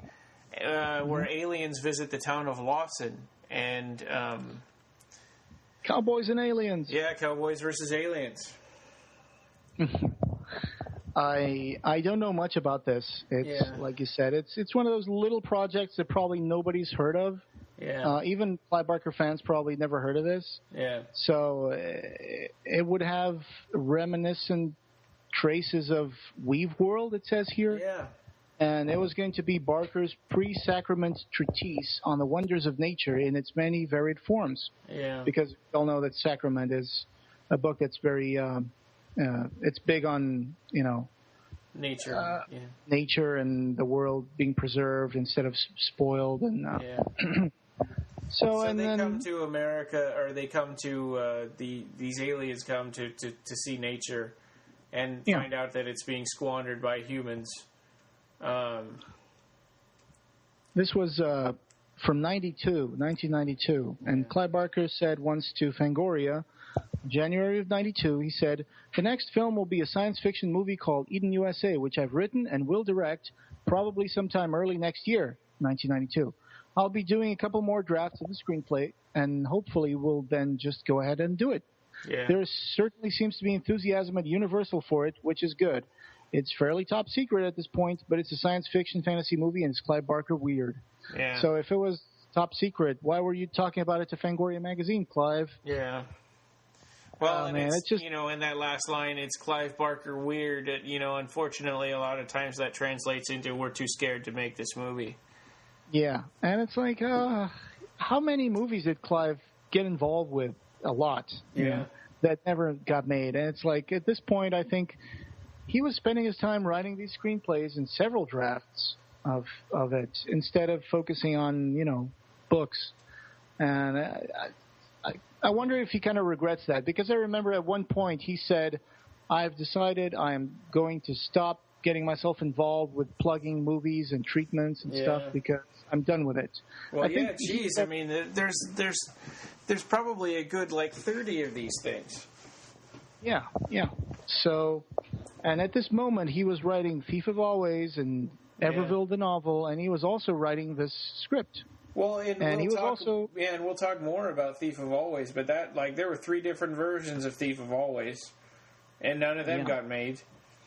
And there was also adaptations for Weave World that never got made, which we will get. Oh, yeah, and and for us, mega fans following all of this, it's just like heartbreak after disappointment, and it's not even heartbreak because you read about it and you get all excited, and then a lot of time goes by and you sort of stop hearing news about it, and you think, is that still a thing? And it's probably not, and so you just it's like this gradual disappointment over time, which I'm sure it's much worse for Clive Barker, because he gets his hopes up that he's actually going this is his life, and he's getting his hopes up that he's actually going to make these things, and it's crazy to me that these studios pay all this money for these scripts and then they just sit on them. Yeah, I wonder sometimes if they use some of these properties and they just rewrite them or use part of them and just make other projects that we never hear about. Yeah. It turns out that this movie probably would have been a PG movie, so I don't know how Clive Barker weird this would have been. Oh. Yeah, it says here, what can I say? I think it will be PG. It's a science fiction movie. I think it's going to be fun. This was Dread. Fanzine interviewing Clive Barker in December of '91. Yeah, well, I mean, he's definitely capable of that. I mean, Abarat, if they get made into a series of movies, they'll be probably PG. And have you noticed that most of these projects were all developed with Universal and they never got done? Yeah, what is Universal? Well, and United Artists did Lord of Illusions, right? So he never actually did anything with Universal. They just get all excited about stuff and then they don't make it. Yeah, I guess they're probably one of the largest studios at the time, and they probably would develop dozens or hundreds of scripts at the same time, and so Clive Barker was involved with some of these, a handful, and they never got made, which is pretty disappointing. Yeah, and there seems like there's a real delicate balance between you try to deal with the largest movie studio in the world, and maybe if something actually got made, it would be made with a big budget, or you try to start your own little studio and you make something and it ends up like Dread. So there's sort of a balance there that would be really, really hard to maintain. Having enough creative control, but actually having a good movie, or a movie that you could be, I don't know, I'm not, that's good, I guess, or that's. Yeah, well, that's the movies that never got made, part 2. But anyway, there were hundreds probably of ideas for movies that never got made. I mean, like Dread had several drafts, and here's another one I'm looking at on Revelations: Hellraiser Halloween crossover. I mean, for one thing, that is a terrible idea. But it's like Michael Myers versus Pinhead. Really? Did you know that Jason versus Freddy was supposed to one of the early drafts was supposed to end with them like fighting near the lake, and then they would fall into the lake. There would be this huge whirlpool of light. They would get drowned into the lake, assumedly into hell. Yeah. And then it would be all cut to black, and then you would hear like this voice, and Pinhead would show up between Freddy and Jason, say, "Gentlemen, what seems to be the problem?" And then it would cut to credits. And then they wanted to make they wanted to make a full Monster Mash, sequel. Yeah. But of course, at that time, I think Pinhead belonged to a different studio, and Mustafa Akkad could not, it was too complicated to mix Hellraiser into the, Versus movies. Well, so and this common misconception that I hate in the Hellraiser sequels is that the hell in Hellraiser is the same like Judeo-Christian hell. It's like where sinners go when they die. yeah, but get ready, because in Scarlet Gospels, Lucifer and Jesus Christ are there, so it's going to be fallen angels and Cenobites. Well, but but Jesus Christ is in Everville, right? I mean, it's just turning it on its ear and saying this is not what you think it is. Is he? I don't remember. It's been a while since I remember when Tesla met this Christian person that was giving her a hard time, and she's like, you know what? I met Jesus Christ today, and I'm sorry your name didn't come up. Oh, okay. Well, God, there are some movies of some books from Clive I need to reread. Yeah, one it's day, hard. I mean, it's hard to find the time to keep rereading every some time. Movies, some books I've read more than once. I mean, I've The Hellbound Hearts, Cabal. Secret Show like 3 times or 4 times. Yeah. But Magica, I think only once. But there are some books that I just read once, like Everville or Sacrament or Galilee. I just read those books one time, and it's it's not in my top list. So I got a lot of books to read that I haven't read yet. So it's hard to do. Yeah. Yeah. But actually, we probably need to start reading Damnation Game, because that's going to be coming up here in the maybe in September or so. Sure, I'll pick that from the shelf and start reading the Portuguese version, because that's the only book, Clive, that got translated to Portuguese. Oh wow! And his first novel. It sucks. Yeah. That book came out. I mean, there's so many books that maybe I should translate Imagica and try to approach a publishing house. Yeah. Yeah. Jeez. Yeah, Imagica would be a great. So if Damnation Game got made into 2 books in Portuguese, how many books would Imagica be? Jeez, I don't know. 3, I guess. Yeah. Probably 3 books. I mean, hey, Imagica used to be just 1 book, and then they were like, let's just see if we can squeeze out 2 books from this, so people will have to buy 2 books. Yeah, that's why I never bought the Richard Kirk one. In that I don't really buy paperbacks anymore. Right. Yeah, that's a good choice. Anyway, that's pretty much it. Okay, so that was our last one for this episode. You can find us on the web at www.clivebarkercast.com. Leave comments there. Leave us a review on iTunes if you subscribe in iTunes. On Facebook, you can join us. We have a fan page there, or we spend a lot more time on the Occupy Midian group. Twitter, we are at BarkerCast and at Occupy Midian. The forum where we spend our time talking about Clive Barker stuff is www.timewinds.com/Clive/forum. And you can reach us and the official website for Occupy Midian is www.occupymidian.com.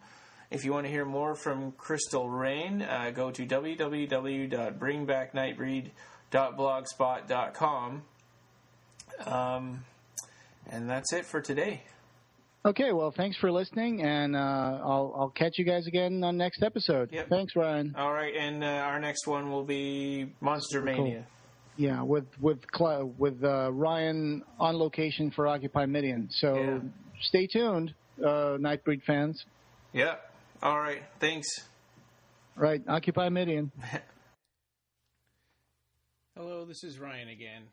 In the original airing of this episode, we had the song "The Biggest Ball of Twine in Minnesota" by Weird Al Yankovic. In order to respect the rights holders, we have removed it from the episode. I recommend you find "The Biggest Ball of Twine in Minnesota" by Weird Al Yankovic and give it a listen. You can find it on the UHF album/soundtrack. Thanks for understanding, and this podcast, having no beginning, will have no end.